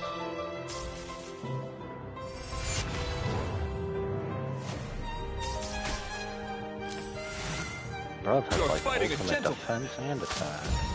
My challenge friend. Put forth all your might. No. Have your back down. Never hesitate! Not once. Rise to the challenge. Get rid of that shield. We need to do damage. This won't take long. Too slow. Lance at the ready. Fracture! Stand still. Lance ablaze! Alright, double. Flaming Lance! Forward! Good times never last. Time to say bye. Boom. Rise to the challenge. Oh, we're so close.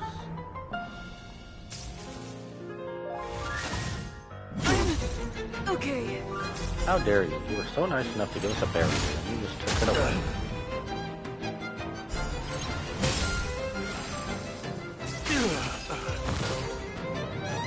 Beautiful! Truly a captivating contest. It is through you that I realized to uphold the honor of a driller. I must further hone my skills. What a beautiful lesson indeed! Well, as long as you're passionate Go about forth, something. my dear friend. Beautiful miss. The audition's crown is yours to claim. So optimistic. I like it. I shall remain here, gazing from afar as you bask in the limelight, joining the audience in offering you the most heartfelt cheers and applause. But since you're here, couldn't you just help us, you know, in our little crusade and take down the family? We don't have much time. May fate allow us to meet again, Knight of Beauty. In that case, let's make our way to the end. Making our way Penacony's downtown. really thronging with talent. I hope we make it in time. Do you have any special Go dialogue or no? The champion stage belongs to the both of you. Bask in the glory you deserve. After all that with Washtopia and whatnot, you don't have extra dialogue. Reach the finish line. Seabiscuit. You don't... My guy! Alright. Let's continue onward then. There's a space anchor here. All the way back there. We're gonna go revive our character and our health. There we go. And we'll continue onward. Just in case. Just in case. Pretty sure up next might just be a cutscene and whatnot, so...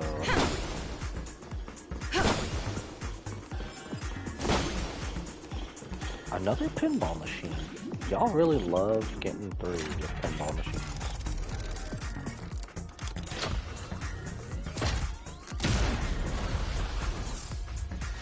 I don't know, I'll just be honest. No matter how safe they might say it is in real life, it probably still might hurt as hell.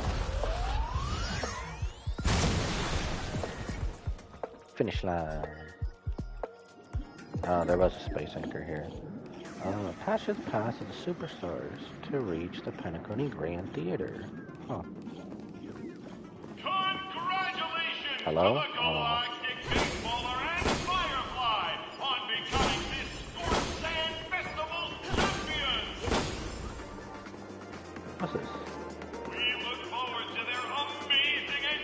birth of a superstar.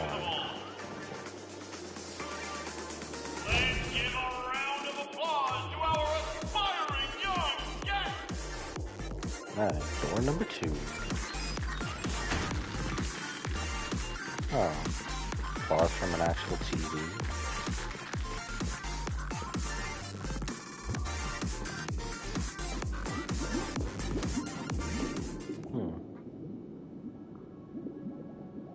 Oh, congratulations to the both of you on becoming the festive superstars of this year's Charmony Festival.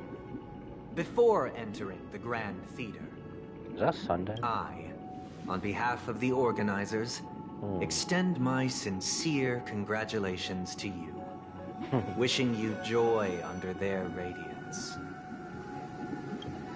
Is this like good Sunday or bad Sunday? What are you doing here? You already worked things out with without the Dream Master? Where are my stellar jades?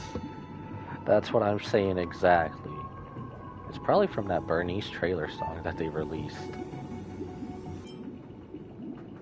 What are you doing here?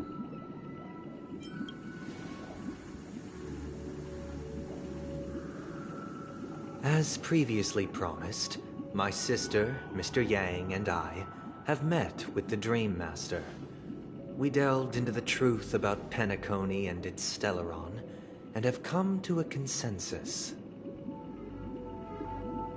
Have you? Both I and the Oak family cannot acquiesce to your request. Really? Just as expected. We acknowledge the perspective of you, Nameless. Penacony does require change, but not as you propose. The planet of festivities cannot and will not revert to a place characterized by chaos, disorder, or anarchy. You would think if it didn't have that, you would be able to work it out. Through your journey of overcoming obstacles, you must have glimpsed the essence of that era. The vulnerable ruthlessly eliminated, equality non-existent, common folk living precarious lives, eking out a dreary existence. So what did you do to our friends then? Ultimately, only heroes like yourselves manage to achieve success. But I would dare ask, if you did not possess the special status of having a Stellaron, and you were but an anonymous and frail member among the masses, which Penacony would you prefer? Probably the real one. A dystopia for the survival of the fittest, or a sweet dream paradise for all? There's nothing wrong with being the fittest. Sweet dream paradise doesn't sound too bad. I don't know, why are you asking me? I mean, there's nothing wrong with being the fittest.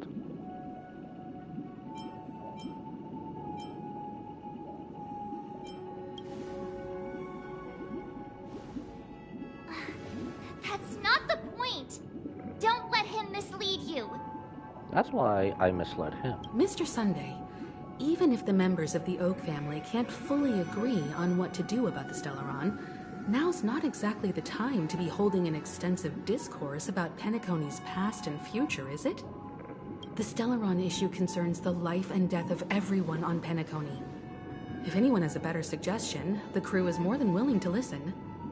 Also, it'd be best to tell us the ins and outs of that meeting. This way, we'll at least know what Welt and Ms. Robin are dealing with, and the reason why they failed to make our appointment. Ah, Navigator. Yeah, what you do with our friends? That is precisely my intention. With all present, let's begin by discussing the details of that meeting. Let's talk about our tribulations and choices, our ideals and beliefs, and our final course of action. The only path to take. Or is it the path you want us to take? A while ago. You mean to say that for the longest time, There have been scoundrels who would use the Charmony Festival that I have bequeathed to the masses as a tool to realize their ambition. You act like you haven't heard this before, Dream Indeed, Master. Dream Master. Once the Charmony Festival begins, the Stellaron's powers, along with the song, will be broadcast across the entire planet of Penacony. And then everyone in their dreams will be unable to awaken. This is indeed surprising to me. The dreamscape is maintained by the collective effort of the 5 families. If someone were to use the Charmony Festival to recklessly disseminate the power of the Stellaron, this individual must hold a position of great authority. Do you have any suspects? I'd like to ask, did you really not know of the Stellaron's existence? I would have never thought that this nameless would point the spear at me. Quite astonishing indeed. He can point more than just a spear. He has a damn black hole in that If cane. I have offended, the Astral Express extends its sincere apologies. But the current circumstances are dire and leave no room for meticulous inquiry. We're doing this out of concern for the Dreamscape's safety. So, if you could, please alleviate our concerns. Dream Master, it's just to prove that the Charmony Festival has nothing to do with the Stellaron. If we're being overly cautious, I will return to the stage to offer tribute in song, just per the arrangement. What's wrong with that? Sunday, Robin. I've watched you two grow up and know your dispositions like the back of my hand. Both of you, right now, can surely be lauded as their most devout advocates. I already know your resolve. The magnitude of this matter is enormous and cannot be taken lightly. Since Mr. Yang has asked with such earnestness, I will personally respond in kind. If there is a need, the entire Oak family will be mobilized to heed your call. Sunday, That a good thing might or I bad? ask you to beseech them to cast their light unto me and question me in their stead, so that no lies may be concealed? I will do as you command. Robin, could I entrust you to be present as a witness, to document the truth, and to proclaim my innocence, so that all slander may be utterly dispelled? Is this like that one thing Sunday did on Adventuring, where they just I will agreed? do as you command. May thy will be carried out on earth, just as it is in the heavens. Oh, triple-faced soul, please sear his tongue and palms with a hot iron, so that he will not be able to fabricate lies and make false vows. Let us begin. It is. There is nothing else to prepare. I was wondering. Understood. Question. Have you devoted your life to your god, never worshipping other gods? It is, whatever they want to call this. I don't know, harmony time or something? Naturally. Do you love your god as you do yourself? Always heeding their admonishments? Naturally. Have you strayed from the path expected by your god, betraying their name? Never. Have you ever been inordinate with your asks of your god, so coveting more than the foundation of the creation itself? Never. Then, a final question. Do you swear to fulfill all vows, past, present, and future? With the Eon as my witness, if I do not deliver on my words, or if I renege on my vows, may I be cursed in accordance with divine law. They have seen your faith, and have endorsed your faith. With this, it can be evidenced... Just a moment. What is it, Mr. Yang? I have another question I hope to have answered. To my understanding, the family's harmony and prosperity have never relied on so-called divine laws. The god you both mentioned, are they truly Shipe? Yes, are they? Mr. Yang should know that those belonging to the family toil together as if they were kin, embracing solidarity and unity under their light. All duplicity is laid bare before the harmony. I think we're at a point where they're not... They made harmony a different god than the one Shipe. Such a delicate and complex symphony. Which other god could perfectly harmonize this, if not for the great one, Shipe? Perfectly harmonize. Therein lies the problem. It isn't an outsider lurking in the shadows who changed the harmony, but a dissonance that has surreptitiously emerged from within this very symphony itself. In the distant past, there existed an Eon. With one flick of the wrist, they crafted the laws of the cosmos. Their followers formed the Beyond the Sky Choir, spreading solemn and reverent hymns throughout the universe. Later, they fell. The route traversed by this Eon clashed with the harmony, ultimately being absorbed and fused into it. The chorus that once reverberated across worlds fell silent, and when it echoed anew, it was transformed into the hymn of harmony. Though an Eon may perish, paths with no masters still linger. In the all-forgiving harmony, echoes of bygone dissonance may subtly arise. Mr. Yang, being overly astute can be a detriment. Especially when you find yourself alone and without allies. I'm pretty sure with the black hole on his cane, he can make up a pretty decent fight before he goes down. So this is how it is. For the sake of our grand cause someday, please afford these two an opportunity to rest. What?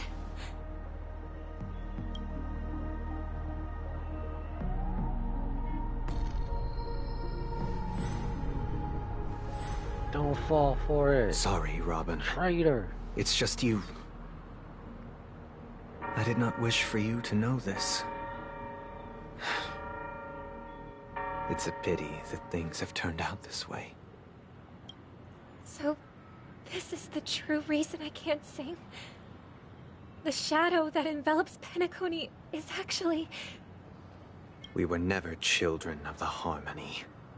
Our ideal paradise could not have been crafted by Shipe. True bliss can only be guaranteed by the one who transcends the many. Within the foundation of law, humanity establishes civilization, and through harmony, we obtain order. So you were just following a false god the entire time. Unbelievable. To think that there would be remnants of the Order on Penacony. What have you done with Mr. Yang and Miss Robin? Don't worry. I just gave them some time alone to ponder their fates. You should know that these actions make you an enemy of the Astral Express. Should we need to stand against the Nameless, it would only be myself and the Oak family involved. But we haven't reached that point yet, have we?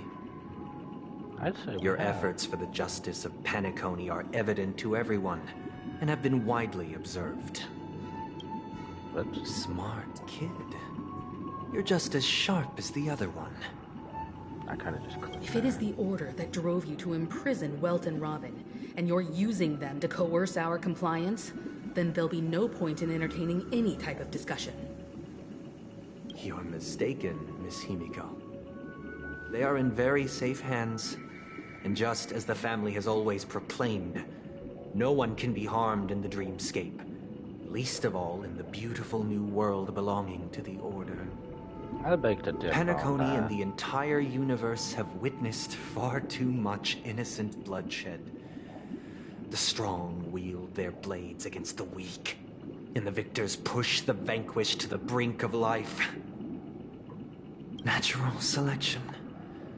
The world abides by this principle, establishing the well-being of humanity atop the corpses of the downtrodden. Only we, or rather, I, possess the power to put an end to this farce. Do you? So you've decided to resurrect a dead Eon? No one's ever done such a thing. No one, so this is the first time. If Miss Himiko is interested, let's draw back the veil and speak candidly. I've always firmly believed that people can understand one another through peaceful means. I'm willing to divulge the unembellished truth as to the intentions of the Order's Pathstriders, so that you will make better judgment for the Astral Express, for Penacony, and for this stretch of the universe. Words can hardly do justice to the beauty of that ideal. How would you even bring back a dead Eon? So, come with me, everyone. Let us retrace our steps and see once again where this road leads. I don't want to go, man. You've just been betrayal after betrayal. Huh? Where'd he go? Welcome. This isn't any location in Penacony's dreamscape. It's my inner world. The reason the scenery before you remains unchanged is because your consciousness has drawn on similar concepts to fill in the gaps. You've imprisoned us? Who in their right mind would expose their inner self like this? Did you do the same to Welt? It's a tuning process. Stronger in effect and more draining on the mind. The gray-haired guest has experienced it before, so she should understand what it entails. Oh, like that one time in the memory zone. Tuning allows you to intuitively grasp my feelings, which also means that I cannot hide anything from you. Now, everyone, please look at the huge screen. The road we once took begins here.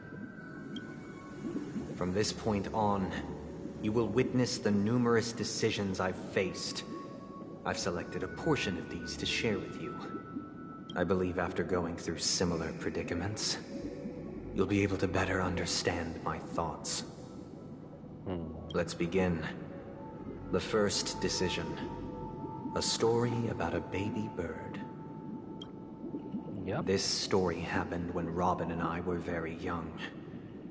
We were victims of the Stellaron disaster, and the family's Mr. Gopher Wood, who would later become the Dream Master of Penacony, saw that we siblings had no one to turn to and took us in. Later on, Robin and I lived a time with nary a care in the world. One day, after dinner, while my younger sister and I were lounging about in Mr. Gopher Wood's yard, we spotted a fledgling Charmony dove all on its own. That baby bird was tiny. It didn't even have all of its feathers, and it couldn't sing. When we found it, it was already on its last breath, having fallen into a shrub, probably abandoned by its parents. We decided to build a nest for it right there and then. However, thinking back, that winter was unusually cold, with fierce winds at night in the yard, not to mention the many poisonous bugs and wild beasts in the vicinity. It was clear that if we left the fledgling in the yard, it stood no chance of surviving until spring. So, I suggested we take it inside, place it on the shelf by the window, and asked the adults to fashion a cage for it. We decided that when it regained its strength enough to spread its wings, we would release it back into the wild. The tragic part, something that we'd never considered, was that this bird's fate had already been determined long before this moment. Its destiny was determined by our momentary whim. Now, I pass the power of choice to you all. Faced with this situation, what choice would you make?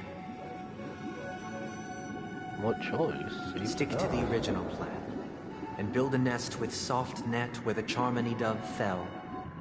Or build a cage for it and feed it, giving it the utmost care from within the warmth of a home. I eagerly await your answer.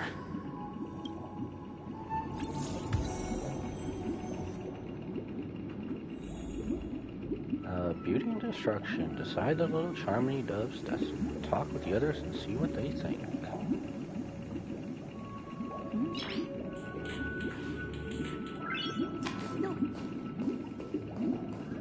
What's this?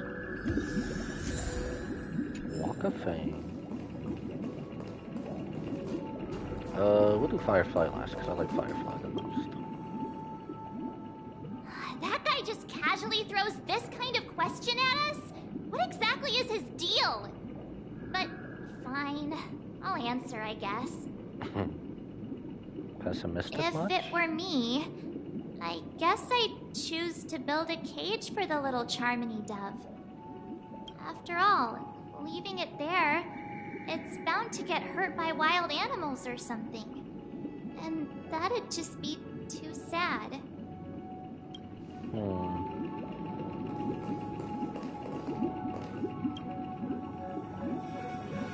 It looks like he really has no intention of imprisoning us.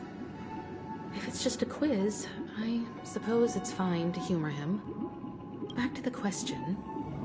I would personally choose to build the little Charmony dove a cage. Really? No special reason. I do think that a fledgling should have the right to fly into the sky. But if it can't even live to that point, then there's nothing to talk about to begin with.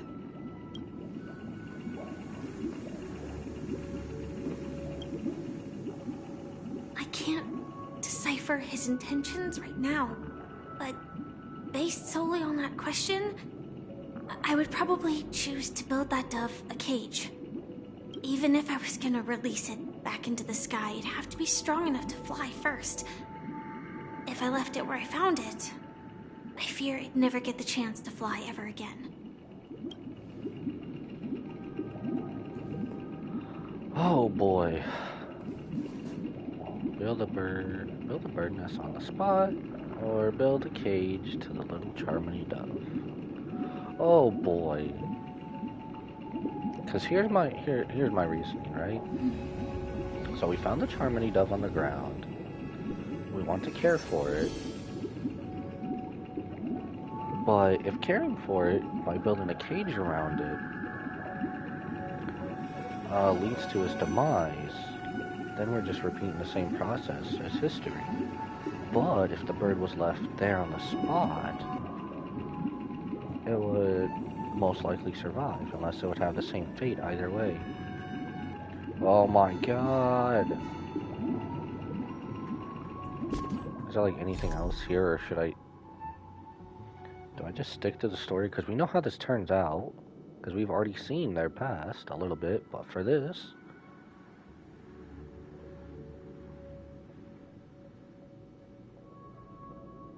Look for answers in your personal experience. Oh boy. But why would we just leave it on the ground? Why couldn't we put it back up in the tree? That's so cruel. I don't know. Do we just go with building a cage? You know what? We're doing the bandwagon on this one. Or do we be different? I don't know. I don't know, my head's wrapped around all this.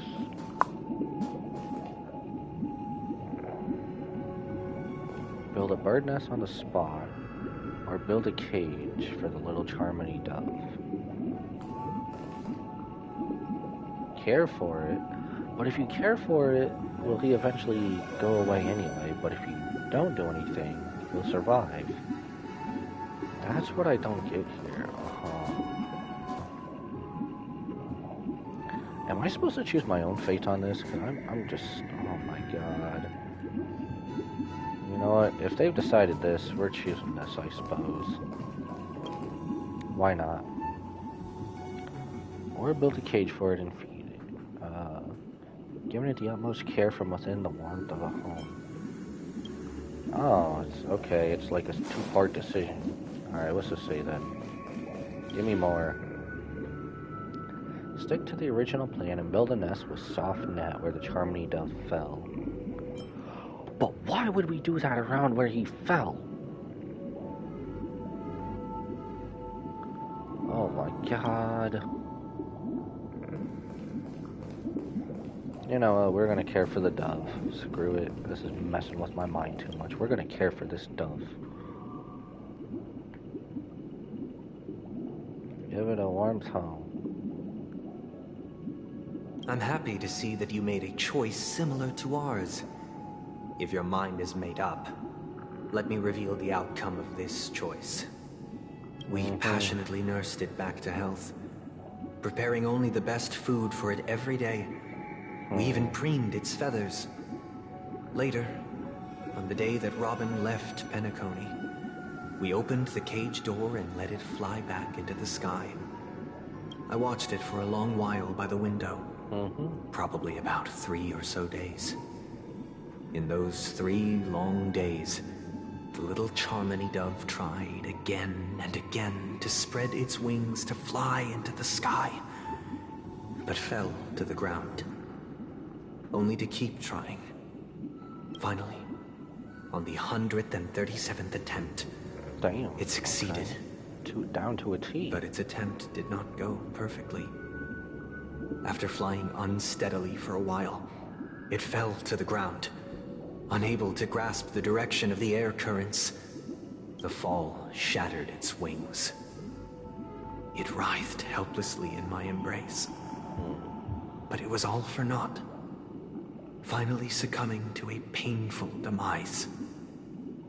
And in that instant, our tender care, our given love and hopes, they all became the inevitable push that sent it to its death. I deeply regret the choices we made. Next, let us head to the second decision. This time, it's the story of a dream chaser. This story happened when I was appointed as Bronze Melodia, a position exclusive to the Oak family, charged with listening to the problems and vexations of Dreamscape residents, and providing them with the relevant guidance. Oh, this was where he was an anonymous father? I don't know what you would accurately call that. It was during that period that I had the opportunity to hear voices from all corners of the dreamscape. Joy, sorrow, arrogance, regret. The complex tapestry of human nature that formed the world. And I was fortunate to catch a glimpse of it. He was a dream chaser, and an illegal stowaway. Just like the rest of them, he came to Penacony in search of a better life. Except that, to most people, the price he paid, I suppose you could say it was everything. He told me... More than everything. I sold everything I could at home. The house, the land, even his 2 children. He said he could not afford to raise them, and that at least they could eat if they lived as slaves. He had a plan in place. he would buy back his children once he had made his fortune, and enjoy Penacony's beautiful dream with them. Alas, his plan to smuggle himself was somewhat clumsy, and he was sniffed out by those pig-headed hounds. After hearing the Dream Chaser's story, I immediately appealed to the Bloodhound family to cease their pursuit. That way, at least he could live peacefully. But I was still too naive to the ways of the world. I did not anticipate that what I thought was a kind gesture would later lead to dire consequences. I'll tell you the outcome soon. For now, I'd like you all to make a choice. Will you do as I did, and try to convince the Bloodhound family to stop their pursuit, so that the Dream Chaser may live peacefully and realize his wishes? Or will you remain silent, leaving him to languish while the hounds are hot on his heels, until his inevitable judgment arrives? Isn't that just a different method, same result? I look forward to everyone's decisions. Who knows? Perhaps they might even alter the outcome of this tragedy.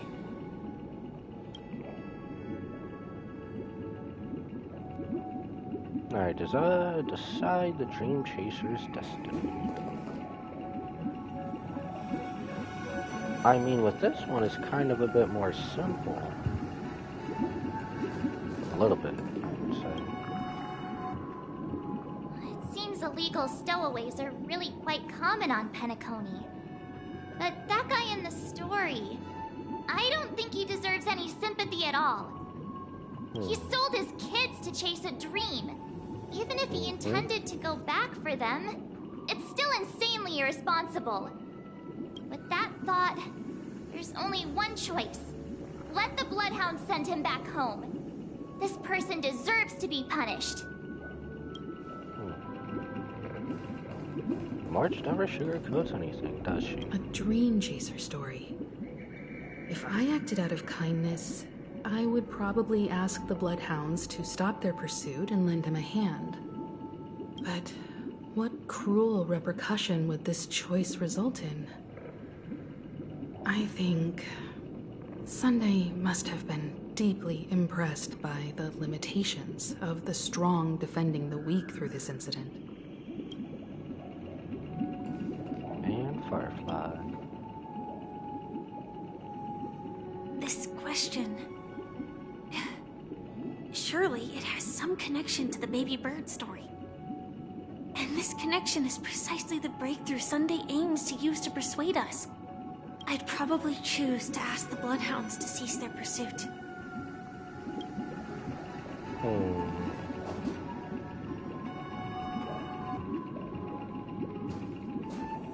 So, 1, enforce the law.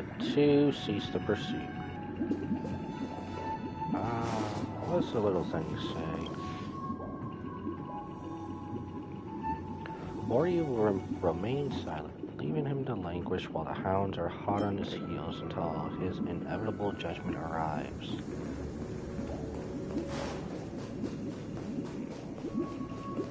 Or we attempt to help him. We try to convince the Bloodhound family to stop their pursuit so that the Dream Chaser may live peacefully and realize his wishes.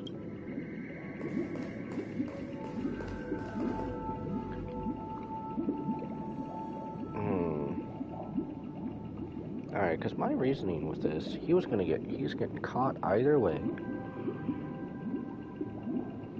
Oh, excuse me. He was getting caught either way, so whether you help or not, he already had an inevitable demise.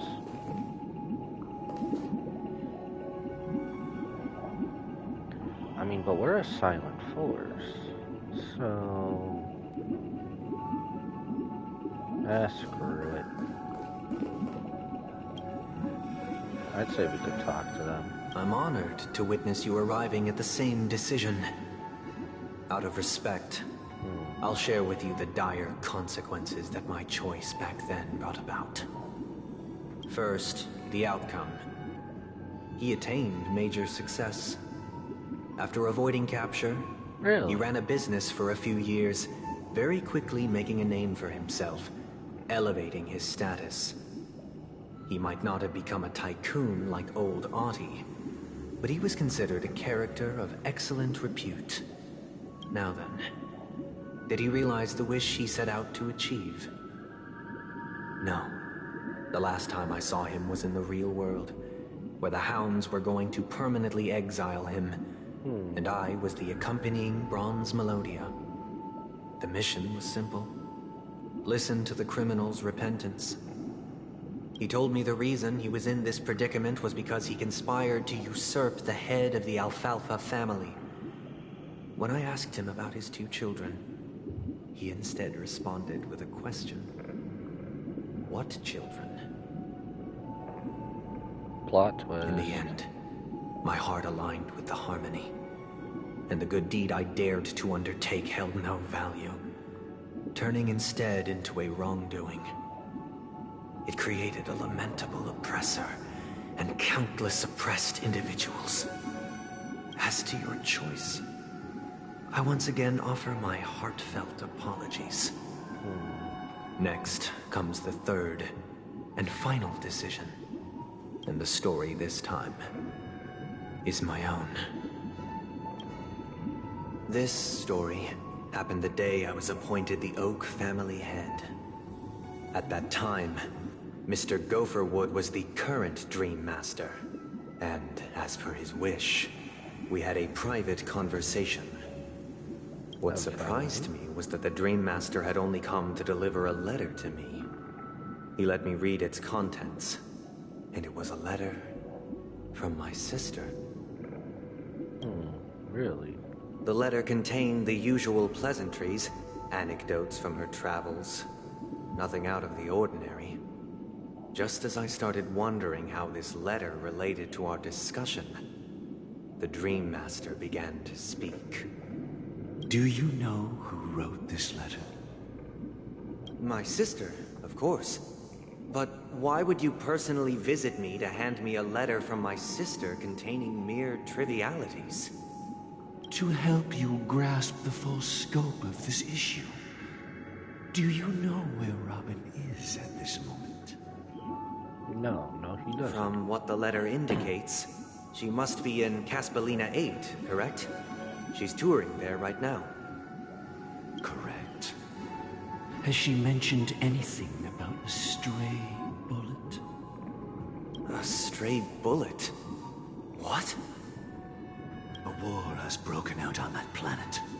It is because of this very reason that Robin chose this destination.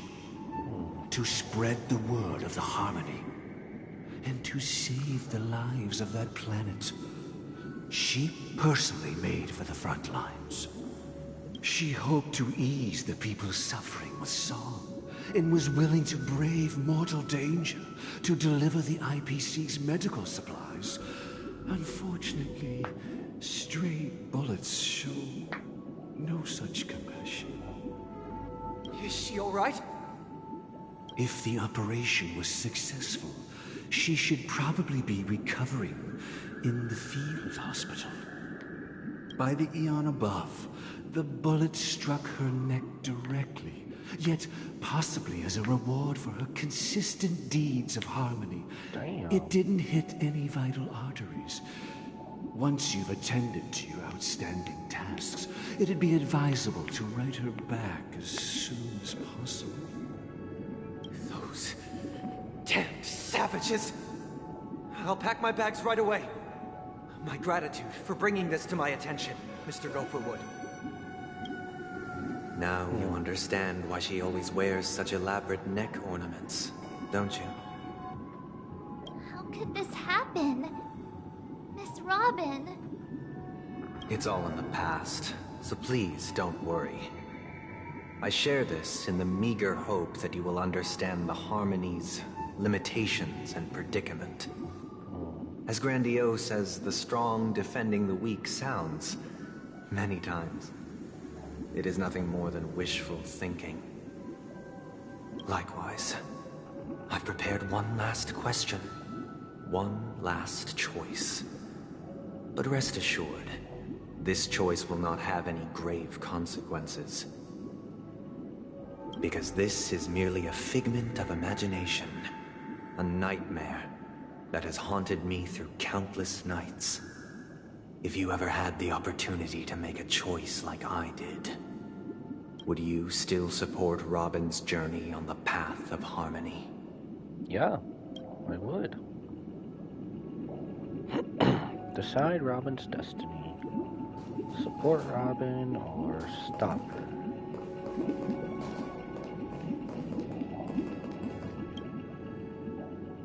I can't believe that happened to Miss Robin. The strong defending the weak is a great mantra, but if I had to pay such a price, I don't know what I'd do.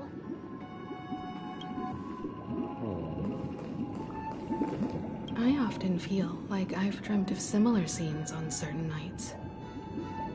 In the dream, I see blurry faces.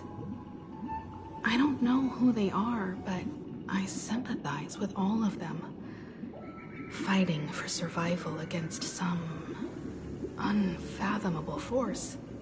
Their confusion and fear are lucid to me, but I also remember they chose never to give up. Just like Miss Robin. If Mr. Sunday's question leaves you puzzled, you should find the answer from your own experiences. With each trailblaze, dangers and tribulations will surely follow. But would you ever back away? Would you stop March and Don Hung from reaching their next destination? I believe you have an answer of your own in your heart. I mean, if you're all a friend, we're all friends, so we should always be pushing each other to reach our destination. Miss Robin's courage is admirable. And here I was thinking she was just another superstar celebrity. But the fact that she is also Mr. Sunday's younger sister? No, I doubt he'd wish harm on his own flesh and blood, no matter how grand the ambition.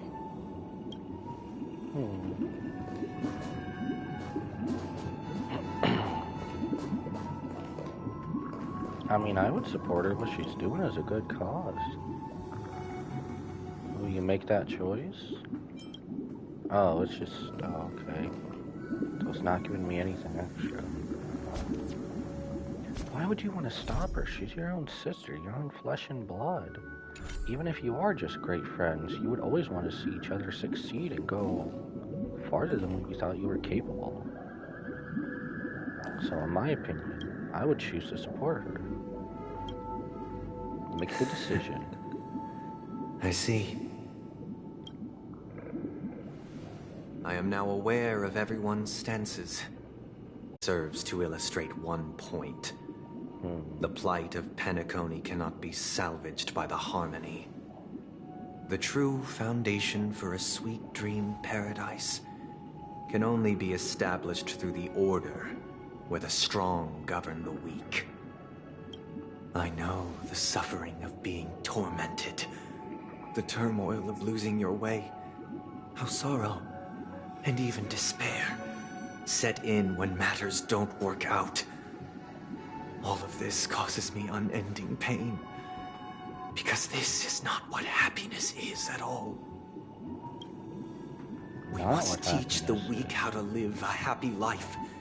And this life isn't some noble propriety that the upper crust preaches, but in definitive terms, a way of survival that belongs to everyone.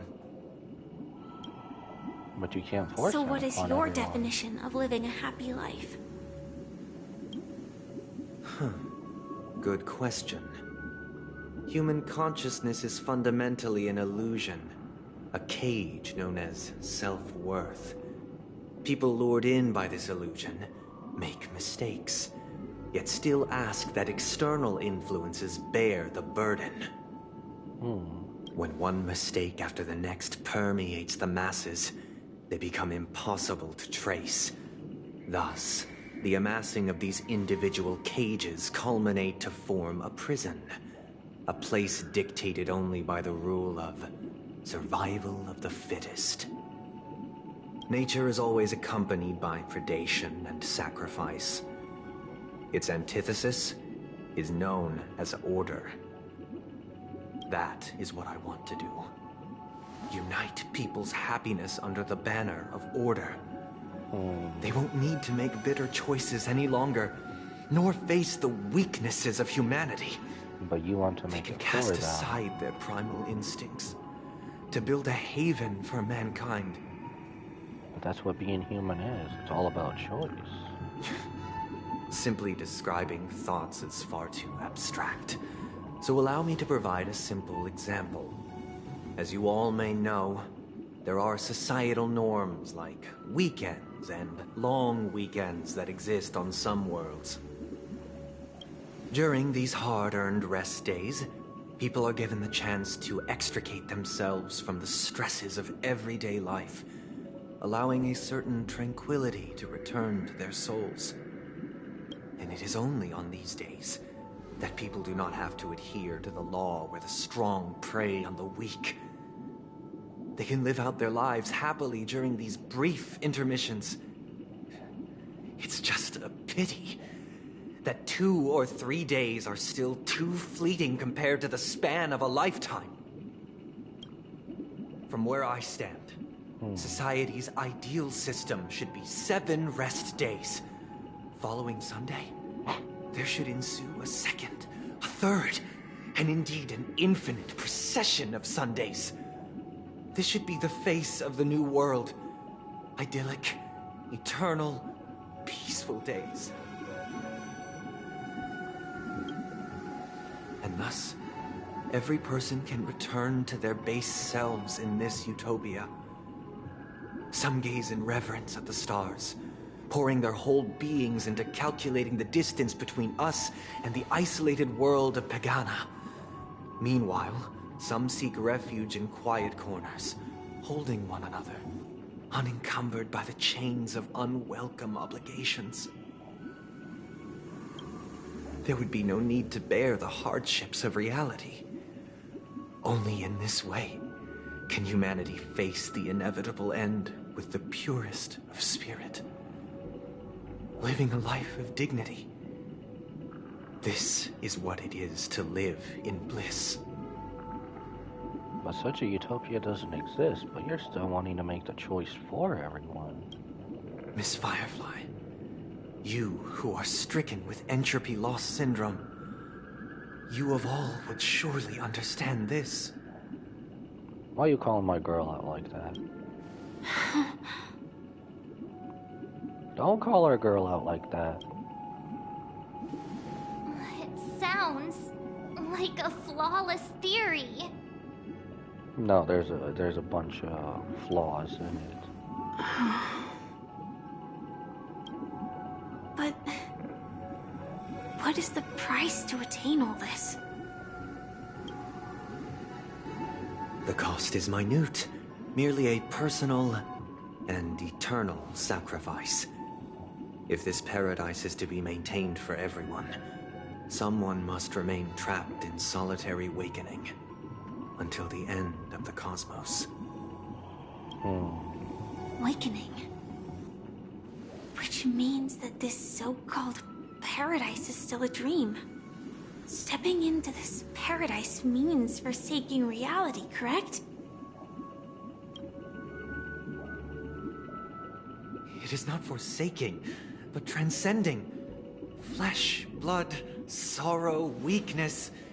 If the physical is the root of spiritual suffering, it is only logical that we defeat it.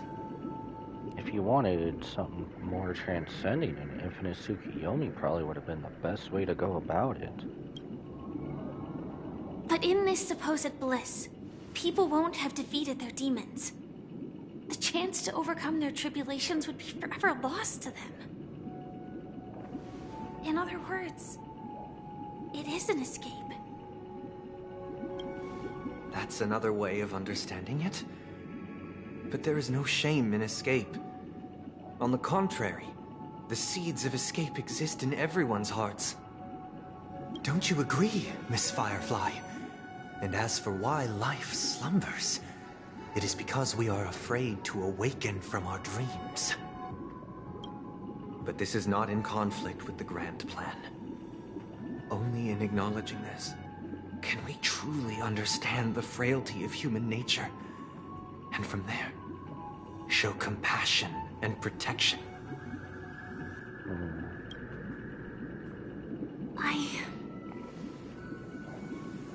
I admit that you are a born leader.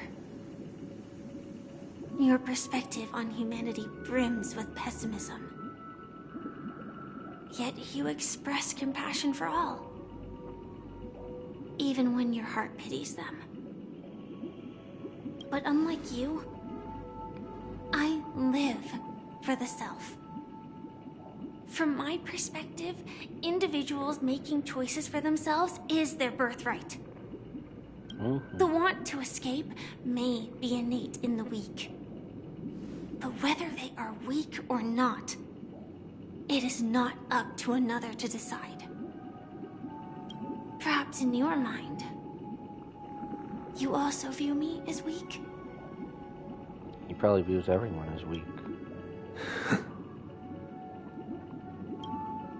Because I don't think so. Our Firefly is strong. Since Miss Firefly has said her piece, the Astral Express will also naturally give you our answer. We'll leave it to you. Just as Mr. McHale instructed before. Tell him our choice.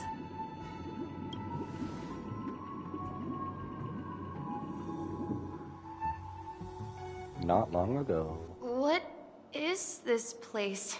Misha. Does this place ring any bells, Misha? I don't know, but I feel a sense of deja vu. What is this place? It's the realm within a dream bubble. This was left to the Astral Express by a nameless, but weirdly, when we entered it, it was completely empty. Is Misha the reincarnation of the Watchmaker? Dr. Edward from the Dreamscape sales store told me that dreams are formed from memories, and a dream bubble can't take shape if its core is empty. So I thought you might be able to help us in unraveling this mystery, Misha. As a hotel doorman, you know Penacony best among us. I don't know much about dream bubbles, but if you want to figure out what this mansion is, I'll do my best. Ever since we saw the body of the Watchmaker, he and Misha have looked similar. Himeko, I still don't get it. Why were you so sure that Misha had a connection with this dream bubble? I wasn't sure. It was just a hunch. But since Misha feels familiar with this place, my hunch might be correct. This place feels a bit nostalgic. It does feel familiar, though. Exactly. This is where you and Firefly encountered death, which we now know as dormancy. Considering its connection to Dreamflux Reef, it's not surprising it appeared here. The question now is, who brought you here? Based on the clues we have so far, it's unlikely to be that masked fool. So identifying them is crucial to us. We're drawing closer to the truth once more. Let's give Misha some time, as I believe he'll unveil the secret of this dream bubble.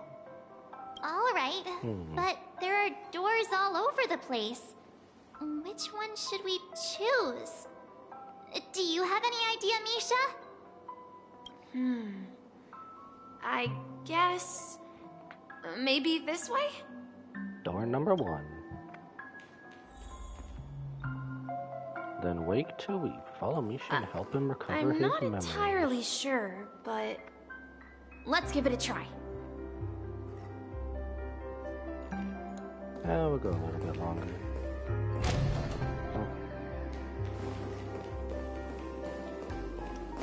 Oh, he's booking it.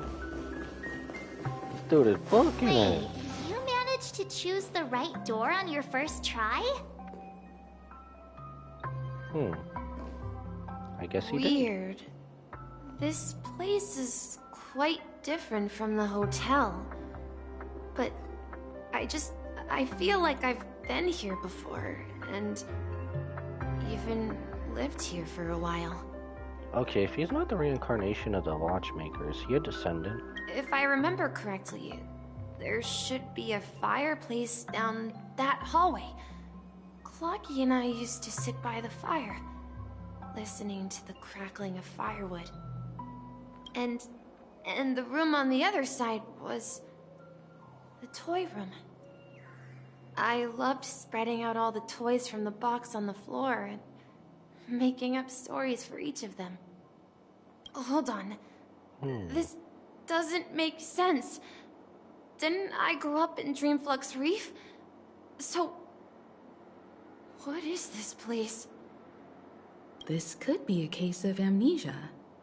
Don't worry, Misha. It's common for everyone to forget certain aspects of the past. Those memories haven't vanished. They're just lying in the depths of your mind. We can surely get them back. Since this place seems familiar to you, why don't we explore a few more rooms and see if you can recall anything more? Yeah, then let's check out the rooms I just mentioned. Okay, search the rooms on the other side. Hello?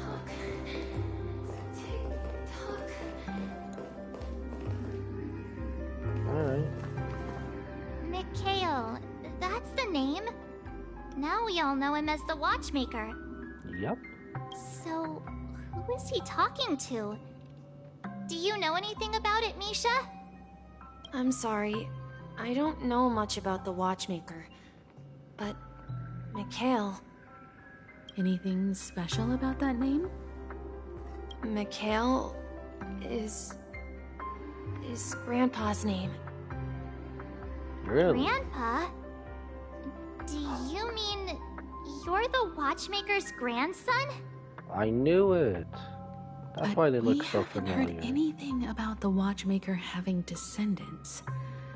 And the name Mikhail is not rare. Perhaps it's merely a coincidence. But then why does he look like a younger but exact copy of the Watchmaker's body that we just seen? Could you tell us more about your grandpa, Mikhail?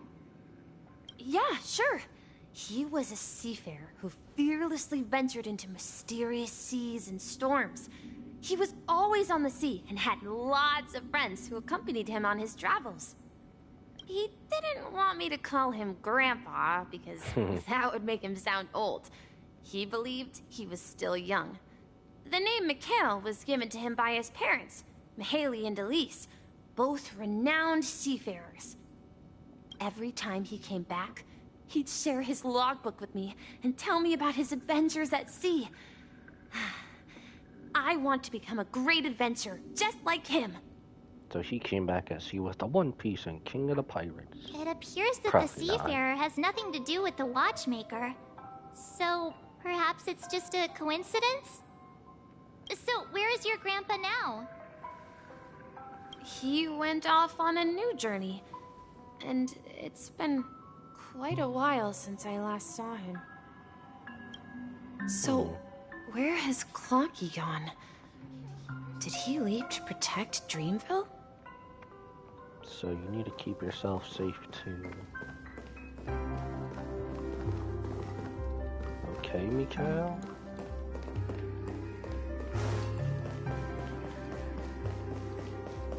Tick-tock.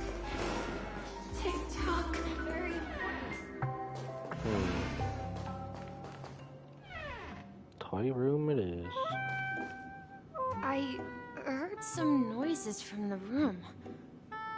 Origami Bird? That's a friend of mine. You and Origami Bird are friends?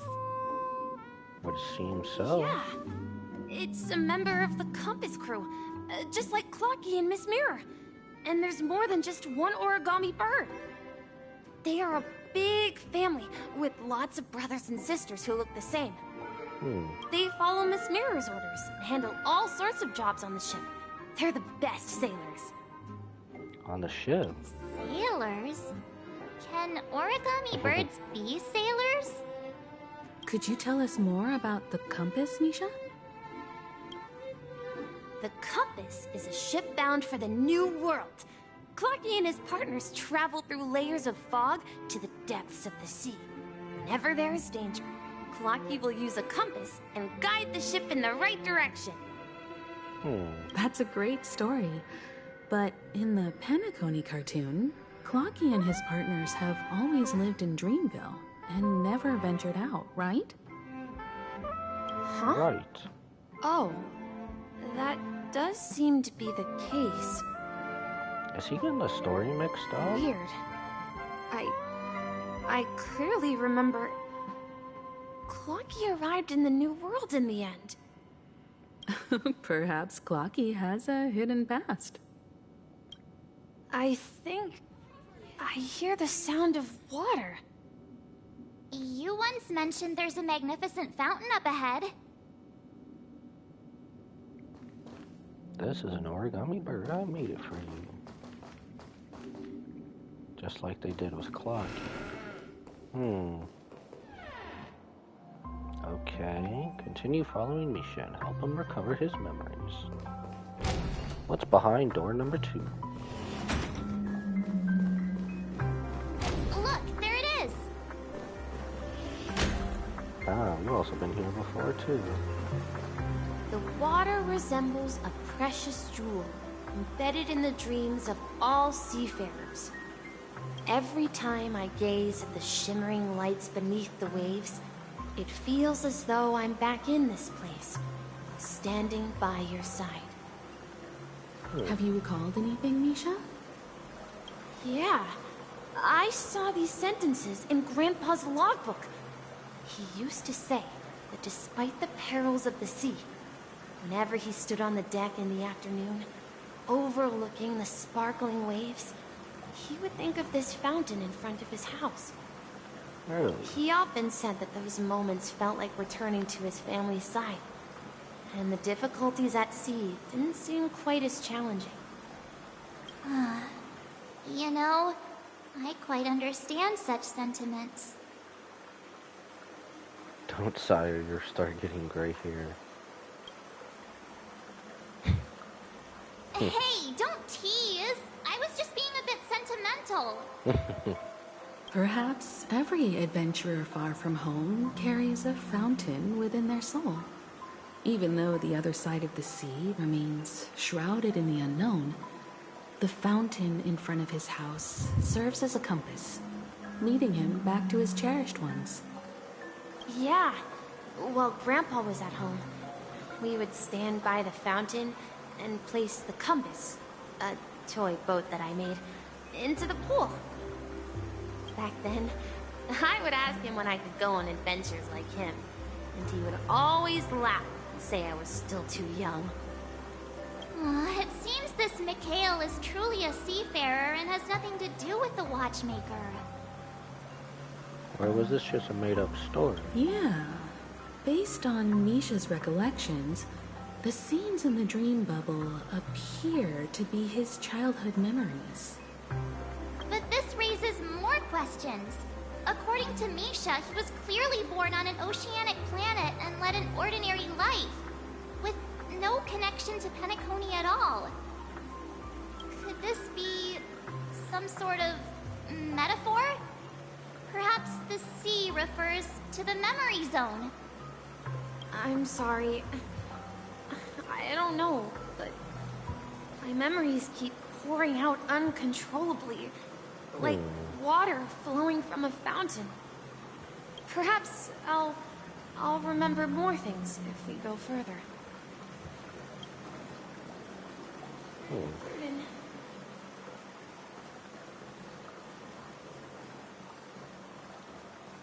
We're going to the opposite side, right?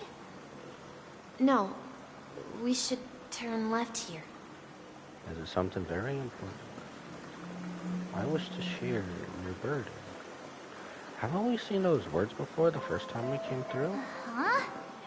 Something feels different about this place. This is it. I remember this corridor. We never came through here, though. Up ahead is Grandpa's study. Or we did. It was in that room that I saw him the last time. Misha, we've overcome so many challenges to construct the new world. Holy crap, there's a lot of things that just popped up. The atmosphere in this room feels totally different. Misha, you finally come. Clocky, what are you doing here? Clocky, you're here! Yeah. This is the room where we first met each other. Are those books on the bookshelf logbooks left behind by that seafarer? Yeah. Whenever he came back, he placed a logbook on the bookshelf in his room. They contain records of his expeditions to every corner of the world. He described our world as a fountain. At some point, the sea started to gradually swallow up the land where people lived. To ensure that everyone had land to settle on, he had to continue exploring the sea in search for the source of the rising seawater. On that day, he called me to his study, telling me that he was embarking on another journey. However, I could sense the gravity in his expression. It was the same look I had seen on my father's face before his final voyage. The one where he wasn't I coming asked him if back. I could go with him, but he said that my adventure lay elsewhere, and told me to stay home, and patiently await a certain sound at the door. What sound? Sound? He told me about a vast ocean in the sky, an ocean of stars. He spoke of a train that transports children with a desire to venture far away, traversing the sea of stars without ever stopping. The Astral Express. He said that he knew the crew on the train, and that he had asked them to take me along. He said the journey I had always dreamed of would start there. A train? Could it be? It's the Astral Express. I remember now. Grandpa's friends are a group of nameless who came to this world to resolve a disaster caused by a star. Then, he gave his pocket watch to me. It was his cherished treasure, appearing in every one of his adventure tales. He explained that difficult times were ahead, but assured me that the watch would guide me. He said, as long as I kept moving forward, I'd eventually reach my desired destination. And then, it was as if I heard the distant sound of a train whistle, echoing throughout the room. And then he left. Exactly, Misha. And then we followed that whistle, didn't we? Yeah. I think I can still find the way we took back then. I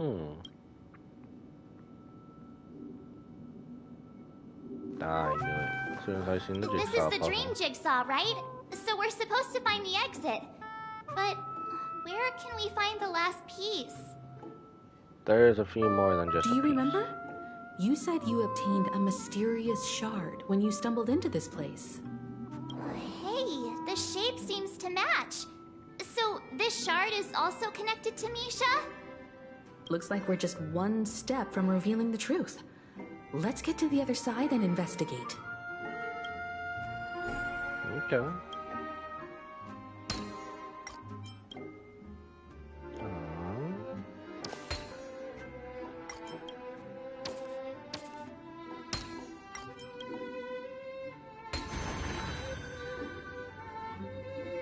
right there. Go to the other end of the room. And the dreamscape we go. This is it. This is my room of clocks.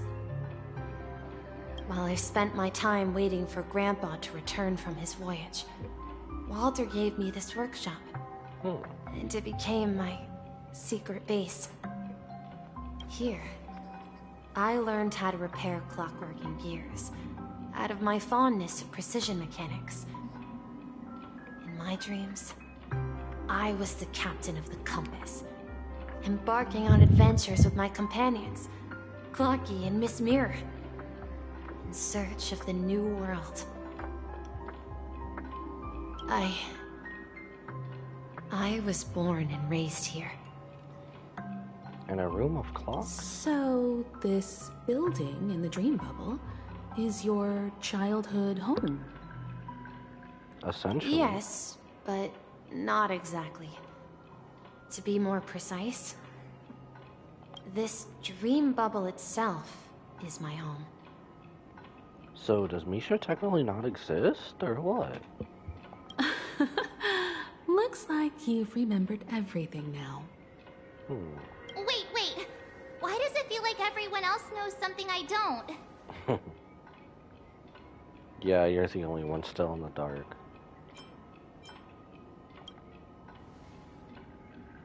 Sorry, Marge.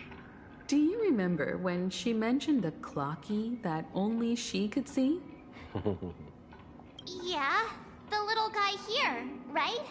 But we all saw him in Dreamflux Reef, right? And Mr. Yang even greeted him. Looks like everyone on the Astral Express has a childlike spirit. The answer lies in the Astral Express. Her experience shows that neither Firefly nor Acheron can see this clocky. And when we were in Dreamflux Reef, you may have noticed that for some reason, nobody outside of the crew had ever talked with Clocky. Yeah, that did become apparent.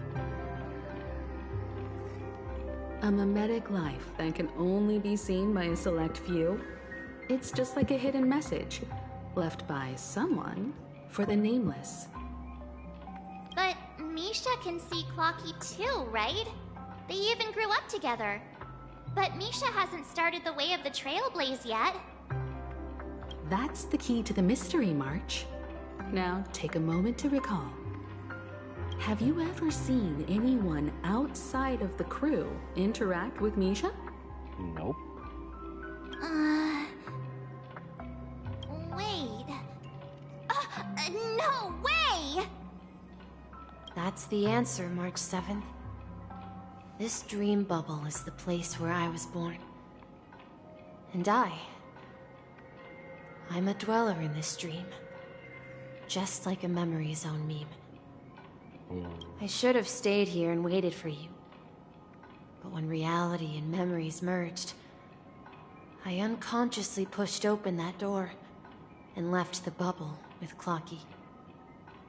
So it's not that the Watchmaker's dream bubble is empty, but rather the stuff inside ran away? Yep. And the whistle you heard was the sound of the Express arriving at Penacony? That's one way to see it, but I believe there's a longer story behind all this. It's best for Misha himself to explain all the details. How about we start with your name? Now, should we call you Misha, or...? Thank you all for helping me rediscover my true self. Now, please allow me to reintroduce myself. I was born on Lushaka, in the Presmere system. Adopted by seafarers Mikhail and Char. They gave me a treasure. A name that carried their hopes. Mikhail Char Legwork. Or simply, Misha. Okay. If you prefer, you can call me by a more familiar name. The Watchmaker. I thought so. Well, I was getting there. So, you're the watchmaker himself? Unfortunately, that legendary figure is no more. I am only a reflection of his life. As for the child who has been with you, he's the innocent protagonist of Misha's childhood dream. A friend of Clonky, a young apprentice, and a future mechanic on the Express. And this also marks the beginning of his journey, devoted to the Trailblaze. At the end of the journey, I left this little flame, which I so cherished, in my deepest dreams, hoping to pass it on to the nameless of future generations. Alright. However, he somehow left the dream bubble and forgot all about his task. I apologize for all the confusion this caused. Because he was born with a desire to trailblaze, wasn't he? I don't think Misha has forgotten his role as a guide. He remembered it, and that's why he mistakenly appeared as a hotel doorman in her dream from the very beginning. The one who brought our unconscious friend here must have been Misha. If that's the case, we encountered the Watchmaker's legacy from the beginning, didn't we? Yep. Well, I have a sarcastic friend who says I always take big detours and end up back where I started. Perhaps that's what every nameless has to go through. But in the end, you found me. I'm sure you're all wondering what my legacy is. I believe my hound has mentioned the Stellaron and my wealth. If I may apologize, the Stellaron part is real. As for my wealth, however, it's nothing more than a baseless rumor. I left my homeland as a child and embarked on the journey of Trailblaze. I traveled to various planets until finally reaching Asdana, where my friends and I built the original Penacony and fought for its future ever since. I've been moving forward all my life, doing what I could to overcome the obstacles in my path. But ultimately, my journey reached its end, and I left behind no possessions worth entrusting. So, if you ask what's left within this worn-out train engine that can be called a legacy, I suppose it's the things that are still burning in the engine's furnace. Or the desire to Now that you're well aware of the current situation of Penacony, I certainly hope that you'll help me get this world back on track. But I'll leave that decision to you, for the path of Trailblaze is never paved by others. All I have for you is a story and 2 gifts. I want to give you my pocket watch. It has accompanied me throughout my long journey, guiding that naive child forward, and has been blessed with the presence of so many great people up to this day. And my hat, too. The one who navigated for me placed it on my head and planted a fanciful thought in my mind. The trailblazing expedition will never end. Now, it's time for you to make your choice. Once you've made up your mind, open that door and enter the long dream of an old man. I'll be waiting for you at the end of this corridor of time. See you then, Watchmaker. All right, everyone. Let's make a decision. All right. Although I don't think anyone will have any objections. I'll choose the Trailblaze. We've come this far. Surely there's no other option than moving forward. In that case, it's unanimous. Then let's proceed together to the end of this dream and tell Mikhail our decision.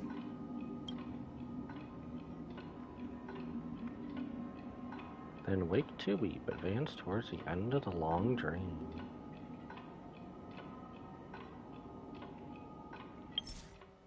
Oh, okay.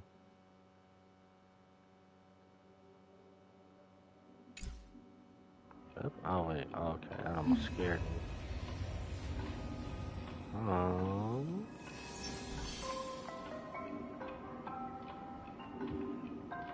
Alright, 1 second here.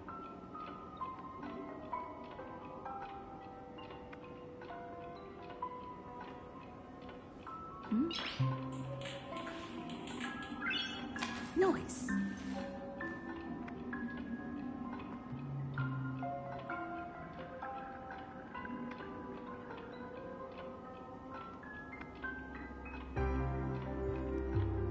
I guess we'll just finish this. Why not? Or should we wait on this?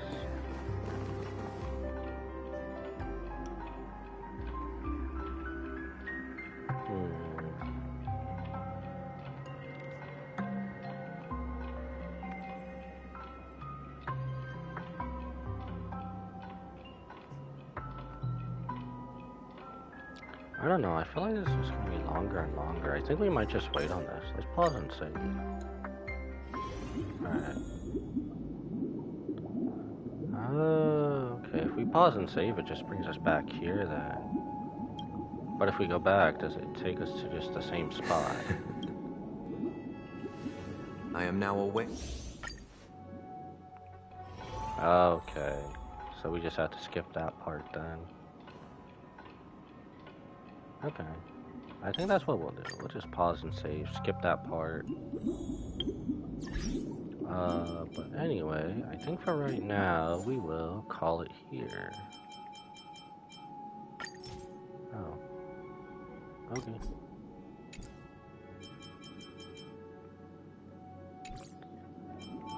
Yeah, I think for right now, we'll just call it here and then do the rest. Because I feel like it's going to throw us into more immersive story. So, sadly, we'll leave off on a cliffhanger, but... What was that? Oh no, don't give me that banana-ass song. It's stuck in my head again. Even though it's Shiko Noko Noko, fuck that song, Jesus. Alright. I think for right now, we'll probably just call it here, so... Leaving off on a cliffhanger, but oh well. Thank you to anyone and everyone who watched, especially those who stayed till the end, and, I don't know if I'll be streaming tomorrow. I do want to try to stream every single day. Thursday I will be streaming more. I'm going to try and stream all day, maybe with like a break in between, but, we'll definitely be back with the Penacony storyline on Thursday, and definitely the rest of the week. I am trying to put a stream scheduled somewhat together. I'm just trying something out this week and hopefully it works. But other than that, I must bid you adieu. So goodbye, mwah, and good night, bang. So I will see you later, everybody. Thank you for tuning in, and I'll see you later. Have a good night.